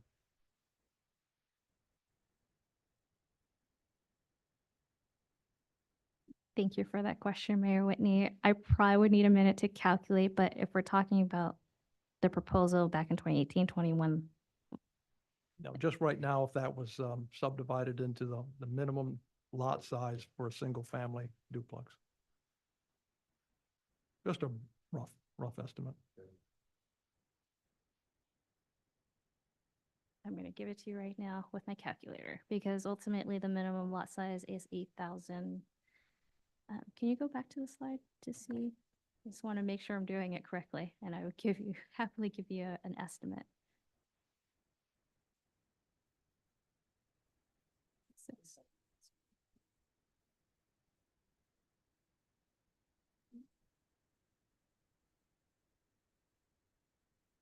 The clock is ticking.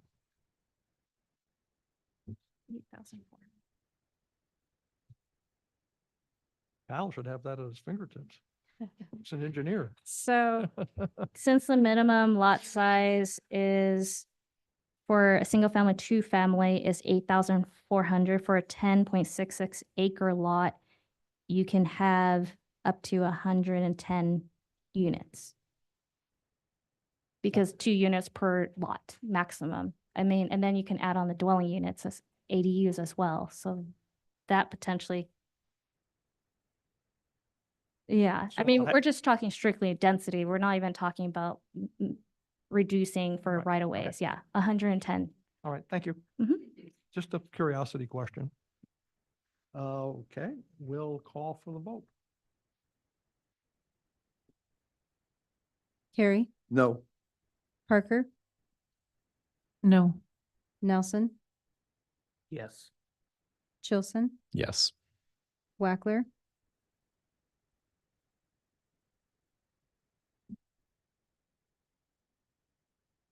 No at this time. Hutchings. No. You have 4 no, 2 yes. Ordinance 2024-028 fails on a vote of 2, 4, and moving on. Well, we're not going to move on to the next one. We've been here for a couple of hours now. We'll take a short 10-minute break.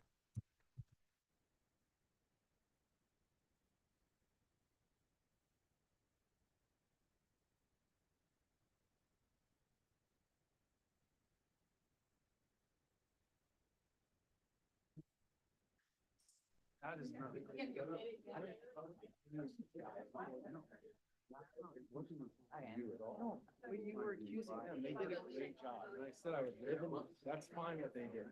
But you can't make accusations against you guys. You did a great job. I didn't talk to a single council member. Not part of this. Not part of this.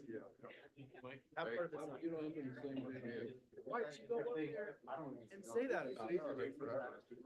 That's not okay. They didn't deserve it.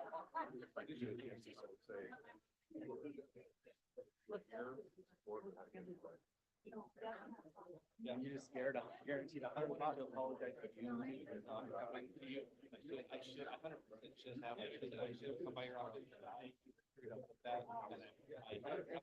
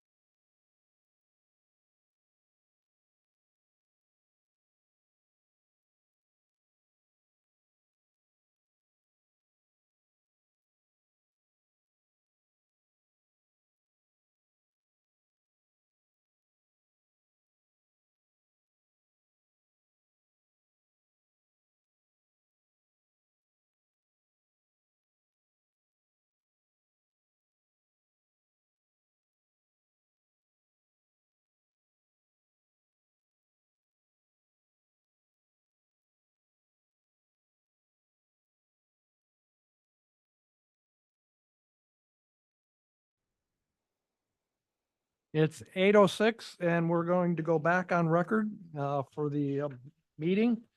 Next item on the agenda is ordinance 2024-029, increasing estimated revenues and appropriations by $69,000 in the utility fund and the street improvement capital project fund for the Diane Lane water line extension, introduced by the city manager. May I have a motion to enact?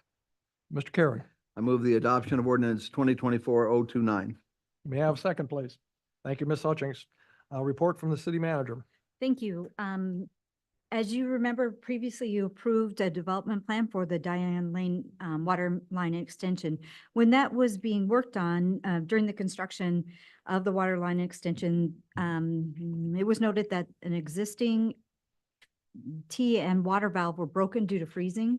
And so while this project is going on, it was identified that it needed to be taken care of, and during the same time as the construction.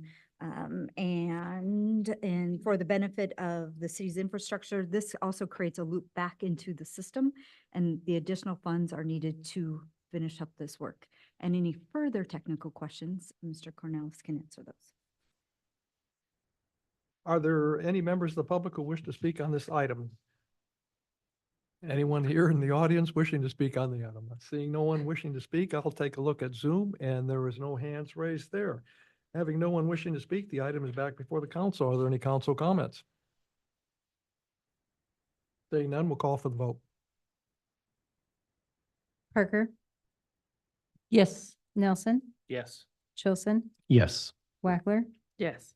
Hutchings, Yes. Carey. Yes? You have 6 yes votes. Ordinance 2024-029 passes on a 6-0 vote. The next item on the agenda is ordinance 2024-030, accepting grant funds from the Alaska Department of Commerce, Community and Economic Development, Division of Community and Regional Affairs designated legislative grant program, and increasing estimated revenues and appropriations in the state grant fund by $300,000 to use toward a street maintenance winter sand cover structure, introduced by the city manager. May I have a motion to enact? Mr. Carey.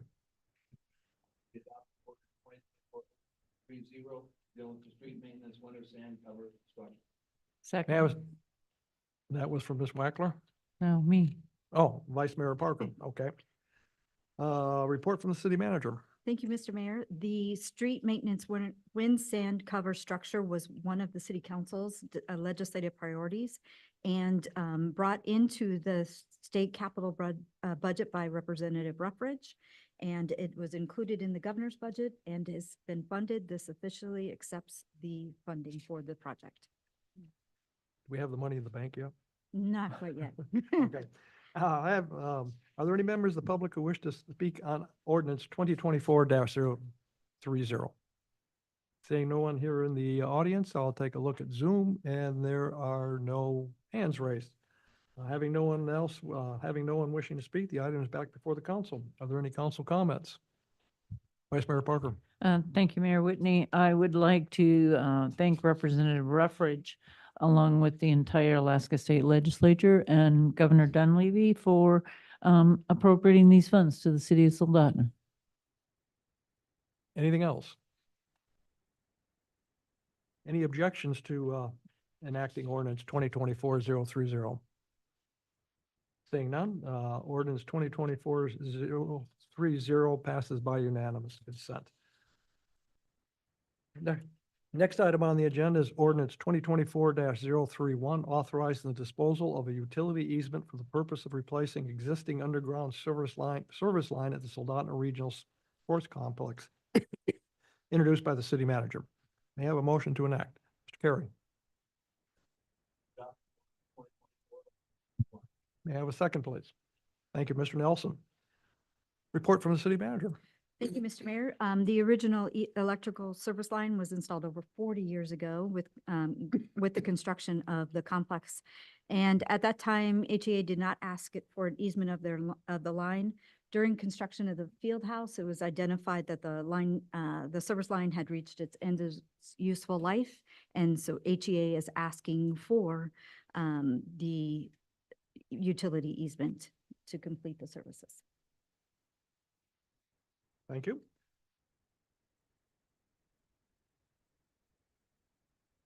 Are there any members of the public who wish to speak on ordinance 2024-031?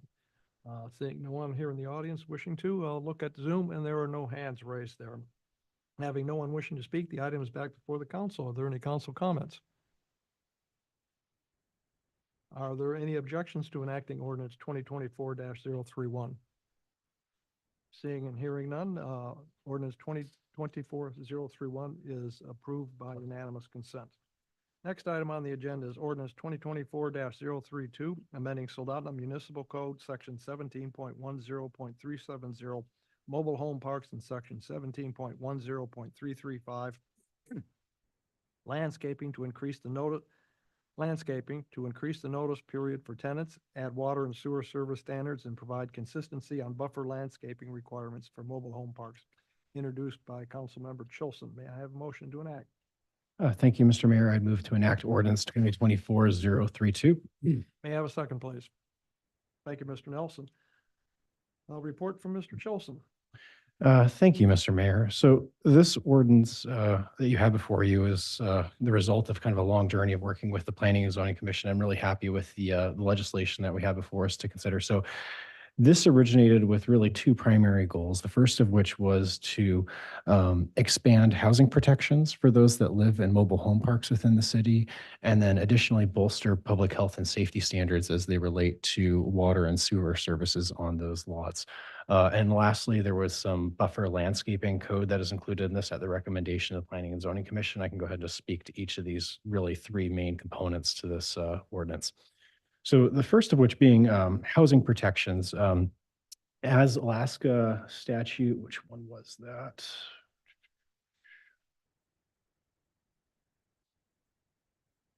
Oh, thank you. Alaska statute currently requires that in the event a mobile home park were to be closed, or if there's a change of use that would necessitate moving tenants off of that lot, they're only required to give a 270-day notice period.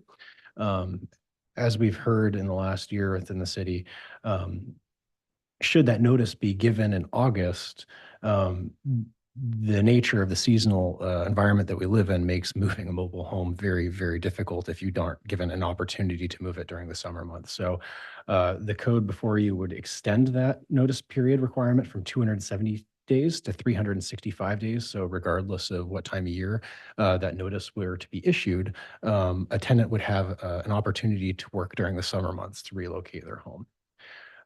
As to the public health and safety standards relating to water and sewer, we have code that's been in place that requires any developed property to connect to our city utilities if they are within proximity to those utilities. However, for properties that are outside those proximity requirements or grandfathered in, they may have on-site well and septic systems. And those are traditionally held to standards enforced by State of Alaska DEC. And as we've heard, those standards are not necessarily always enforced. What this would do is codify the same requirements that DEC has into Soldotna Municipal Code, and then basically make that part of the permitting process for additional parks, and then further expand that to where parks that might necessarily be grandfathered in or already be established on existing well and sewer systems on that property. If they were to add additional units, they previously wouldn't be required to hook into city utilities, even if the lot was in proximity, if they were grandfathered in on the existing systems that they had built on site. This would change that and require that they get hooked up.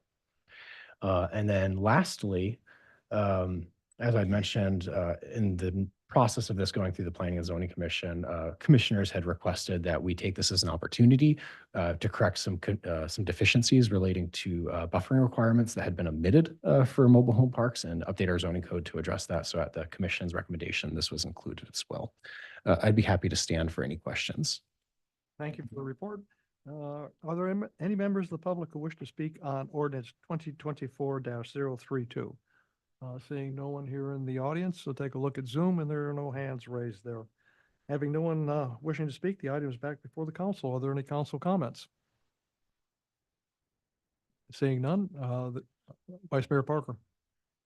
Yes, I've had the opportunity to look at this ordinance, but I haven't had the opportunity to study it in detail and look at it in terms of this against the current standards. I would like to see us either postpone this to a future meeting because our time has been spent here recently on lots of other issues so that we could delve into this.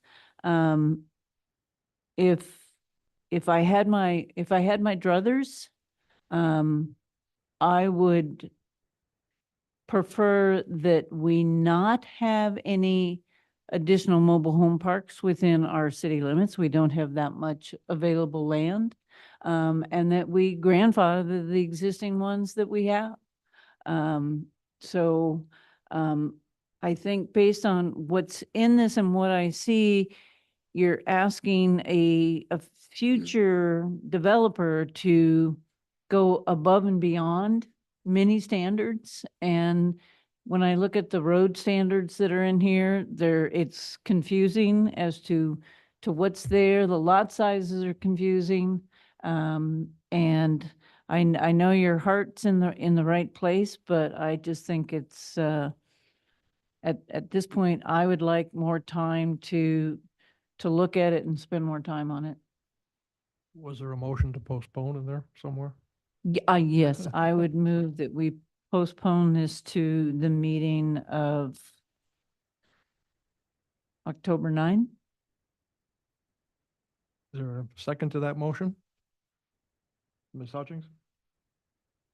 So the motion to postpone until the meeting of October 9th is now in front of the council. Any further discussion on it?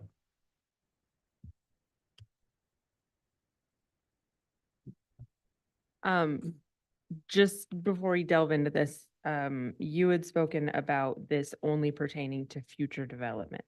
Now, some of that, if I could ask Mr. Chilton, is there certain areas that are focused on current mobile home parks and would affect them? Correct.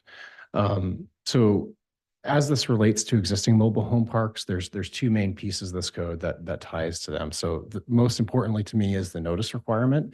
So we have 3 mobile home parks in the city. One of them is in the process of closing. We don't have the details on that. That was settled in a lawsuit that we're not privy to. However, we still have 2 additional parks that continue to operate in the city. What I'm concerned about is in the event that those close, and it's likely a matter of when, not if, the reality is with the nature of development within the city, we'll probably see those change in some manner or another at some point in the future. My intent is that when that eventually happens, that those tenants are treated fairly and given an opportunity to relocate. And as it's currently structured, state statute would only require that they be given a 270-day notice period. We're discussing the postponement right now. Right. I was just responding to Councilman Wackler's questions. Sorry, Mr. Mayor. Meaning.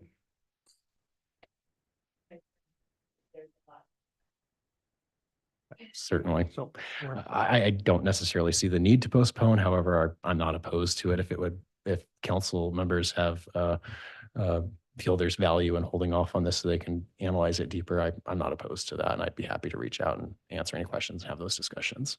any further discussion on the postponement? Saying none, call for the vote on the postponement.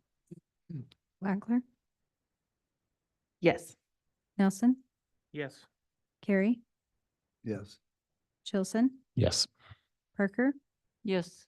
Hutchings. Yes. You have 6 yes votes. Okay, ordinance 2024-032 is postponed until the October 9th. Okay. Moving on to the next agenda item is new business, and all that came under the consent agenda. Next item on the agenda is mayor and council's report. And I will read the mayor's proclamation. Whereas the United States National POW MIA Recognition Day is observed across the nation on the 3rd Friday of September each year. This year, that date is September 20th, 2024. And whereas, according to the Department of Defense, more than 80,000 American service members are missing from previous conflicts and 38,000 are estimated to be recoverable. And whereas we acknowledge with deep respect those Americans who were held in captivity and those whose fates have never been resolved, remembering the indignities and brutalities they suffered, And whereas we recognize that the families of these courageous individuals have endured the pain of separation and the anguish of uncertainty, bearing a heavy burden as they await the return of their loved ones or seek closure and solace through the knowledge that their sacrifices are not forgotten. And whereas the National POW MIA Recognition Day serves as a solemn reminder of our duty to honor and remember all those who have served in uniform and to ensure that no one is left behind or forgotten, reaffirming our commitment to the values of loyalty, duty, and respect for those who have borne the cost of our liberty. Now therefore, I, Paul Whitney, Mayor of the City of Soldotna, do hereby proclaim September 20th, 2024 as National POW MIA Recognition Day in the city in honor of those who became prisoners of war and those who remain missing in action, encouraging our citizens to fly the POW MIA flag as a tribute, dated this 11th day of September, 2024. Further comments I have, getting pretty late in the evening, so I, as you know, have been appointed to the Borough Planning Commission. And Monday I attended my first combination plat and Borough Planning Commission. The plat committee meeting started at 6:30. We finally walked out the door at almost 11:30 at night. I would guess it's probably the first time I've been walking the streets at 11:30 at night since I was a teenager, but that was quite a meeting, and it's right back in the saddle again with long meetings. So that's all I have to comment on tonight. Next one is City Manager's Report. Oh, excuse me, missed one. September 5th, 2024 Planning and Zoning Commission meeting. Ms. Hutchings. Well, it was a very short meeting for me. There was nothing on the agenda and all they did is go into a work session. And so I left before the work session was over because I had looked at the meeting's agenda and there was nothing there and I had another meeting planned. So it was short and sweet, but I do want to say that Linda did a great job about saying that she was going to bring ordinances that we have enacted that affect the 2030 program so that we would know what has changed since we put that in place. And so we don't have to go looking all over, or we don't have to call Linda and she can sit there and say, okay, this is what happened and this is what happened. It would be a concise report added to that. So other than that, I have nothing. I'll continue on with that report. I did attend the meeting and they discussed the comprehensive plan, and the planning director is working on an agenda to review those, make changes, make recommendations, hold public hearings, and hopefully have some ordinance in front of the city or council, ordinance or resolution to make any adjustments that need to be made on the comprehensive plan to bring it more up to date to current activities within the city. So that'll be coming forth probably, I think the target date was April of 2025. Okay, next one, September 6th, Parks and Recreation Advisory Board meeting. Mr. Nelson. Thank you. There was one main item on that meeting, a very exciting one, if you ask me, which was talking about the fee schedule for the field house and the various programs. And the advisory board went through a good process talking about 5 or 6 different activities. And the Parks and Rec staff did an excellent job with comparisons of different facilities and what they charge, and really trying to get definitely drilled down into what those types of things might look at. But there is still some work to be done and some details to be flushed out, but it was a very good discussion.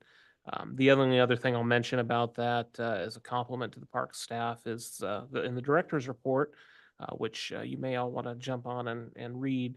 There's a table that they made, which I don't know how long it took for this table to be made, but looking at all the different sports activities throughout, I think, middle school, high school, different things, and essentially I think that tied into looking at, when certain flooring and when different programming would potentially be happening. It was an obviously very involved process, but one that showed that there's a lot of thought going into programming for the field house. So that's very exciting. And that's my report. Any questions for Mr. Nelson? Go Just ahead. a request, could we get that? That would be, I think, very, very helpful. Thank you. Now we'll go to the city. Oh, Go ahead, Ms. Wackler. Hey, Nat. I actually had a question for Dan. Just to clarify, and I think it's been mentioned before, we're not gonna have any dual fee schedules for residents versus non-residents. I mean, since they're talking about that kind of stuff. So I didn't bring my notes with me, so please take this with a grain of salt. But I think one of the discussions was not necessarily dual fee schedules, I don't think is the intent. However, there was discussion about things like what would passes look like and kind of different things. And I think this has to do with their new software. Like they're not quite sure what the new software can do. So I don't want to put words in Joel's mouth, but I think that they're looking at still those types of options, but I don't think a dual fee schedule is on the table. Now we'll try the city manager's report. Thank you, Mr. Mayor. Just a few items, and then I do want to touch on Parks and Rec. As noted at the last meeting, and you have heard in the media, regarding library funding that was reduced to all libraries within the state. We've received word that the library funding will be fully restored by October 15th. And I do want to, as I noted in my written report, thank Representative Ruffridge for his efforts on this. He reached out to the Commissioner of Education, received information, and then he has been communicating with me about the information and really kept in great communication with the city, and I do appreciate all of his efforts. Regarding the lodging tax, and as you know, I reported the last meeting that the lodging tax registration portal is online, and thus far we've had 7 short-term rental operators register for the lodging tax, and that will continue fully registered by January 1st is the deadline for that. Regarding Parks and Rec, as you stated, the complex spreadsheets that have been created, I do want to remind you first that things are going great with the field house and construction. And then secondly, through the financial component that we spoke of, that there will be an ordinance and legislation, I'm just going to say legislation at this time, coming before you regarding staffing at the field house and the complexes, I should call it. And also, and then we'll talk about the funding and where we are at the field house, with the field house as well. I anticipate that to come before you, and not for a couple of months as we continue to flesh things out. But as we talked about before, we do know that we need additional staffing for the field house to continue the operations of the sports center, but also importantly at the field house as well. So things are going well. We'll continue to have like this one, a brief update, but as we need to fuller updates in the future. Any questions for the city manager? Thank you. Next item on the agenda is public comments. Are there any members of the public who would like to speak on any item? Anyone in the audience wishing to speak on any item? Seeing none, we'll take a look at Zoom, and there are no hands raised on Zoom. Next item, 11, council comments. We'll start with Ms. Hutchings. Thank you. I would just like to comment that I thought we had a good turnout for the zoning issue. And I know it's hard for people to understand that it's a really huge picture. And so I do commend Jeff for all the work that he has done within the city of Soldotna for Boys and Girls Club and the field house.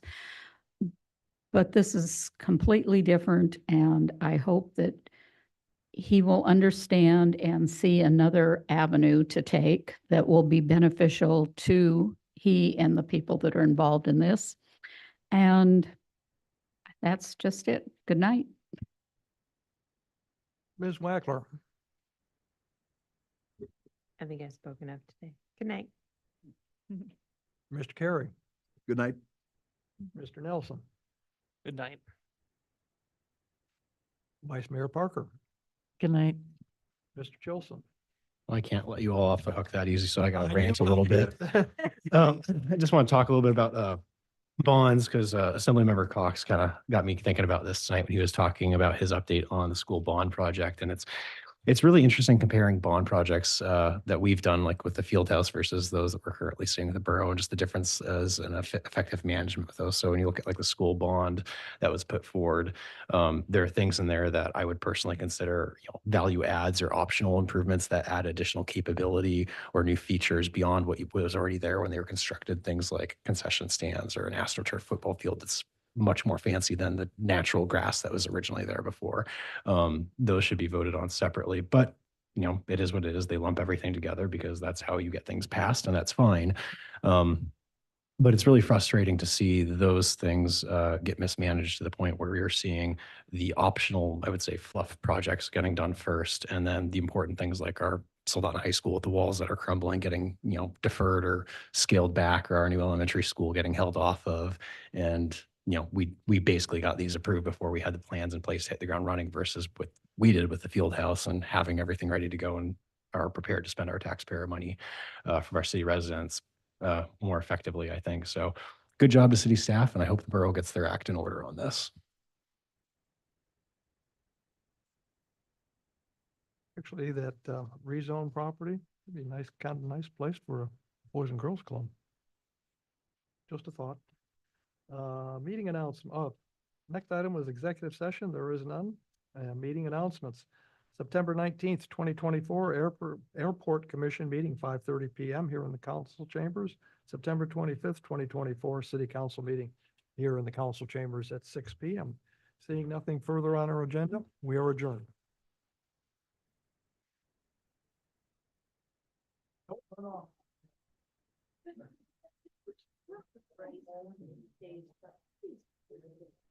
Yes, and if you touch this one, it makes a really loud sound, so you need to sit still and not make it. I know, right? I have to sit super still. Yes, yeah, I will. And I don't know if there's anything, but you October 23rd. I'm going to the U.S. Conference on So Property along with this, in- we need to upgrade our dump station because it's an old crib. Yes, the weekend before. It's horrible. Yeah. It was mentioned when I was on the river, I Okay. would definitely. and I thought, Why not? And I find. Absolutely, I agree. You I don't agree on something. We do. Okay, well. Dan, you're not going? The only thing. Oh, I'm definitely not going. Johnny knows me. He said he would go only if somebody else was on. He said she might go.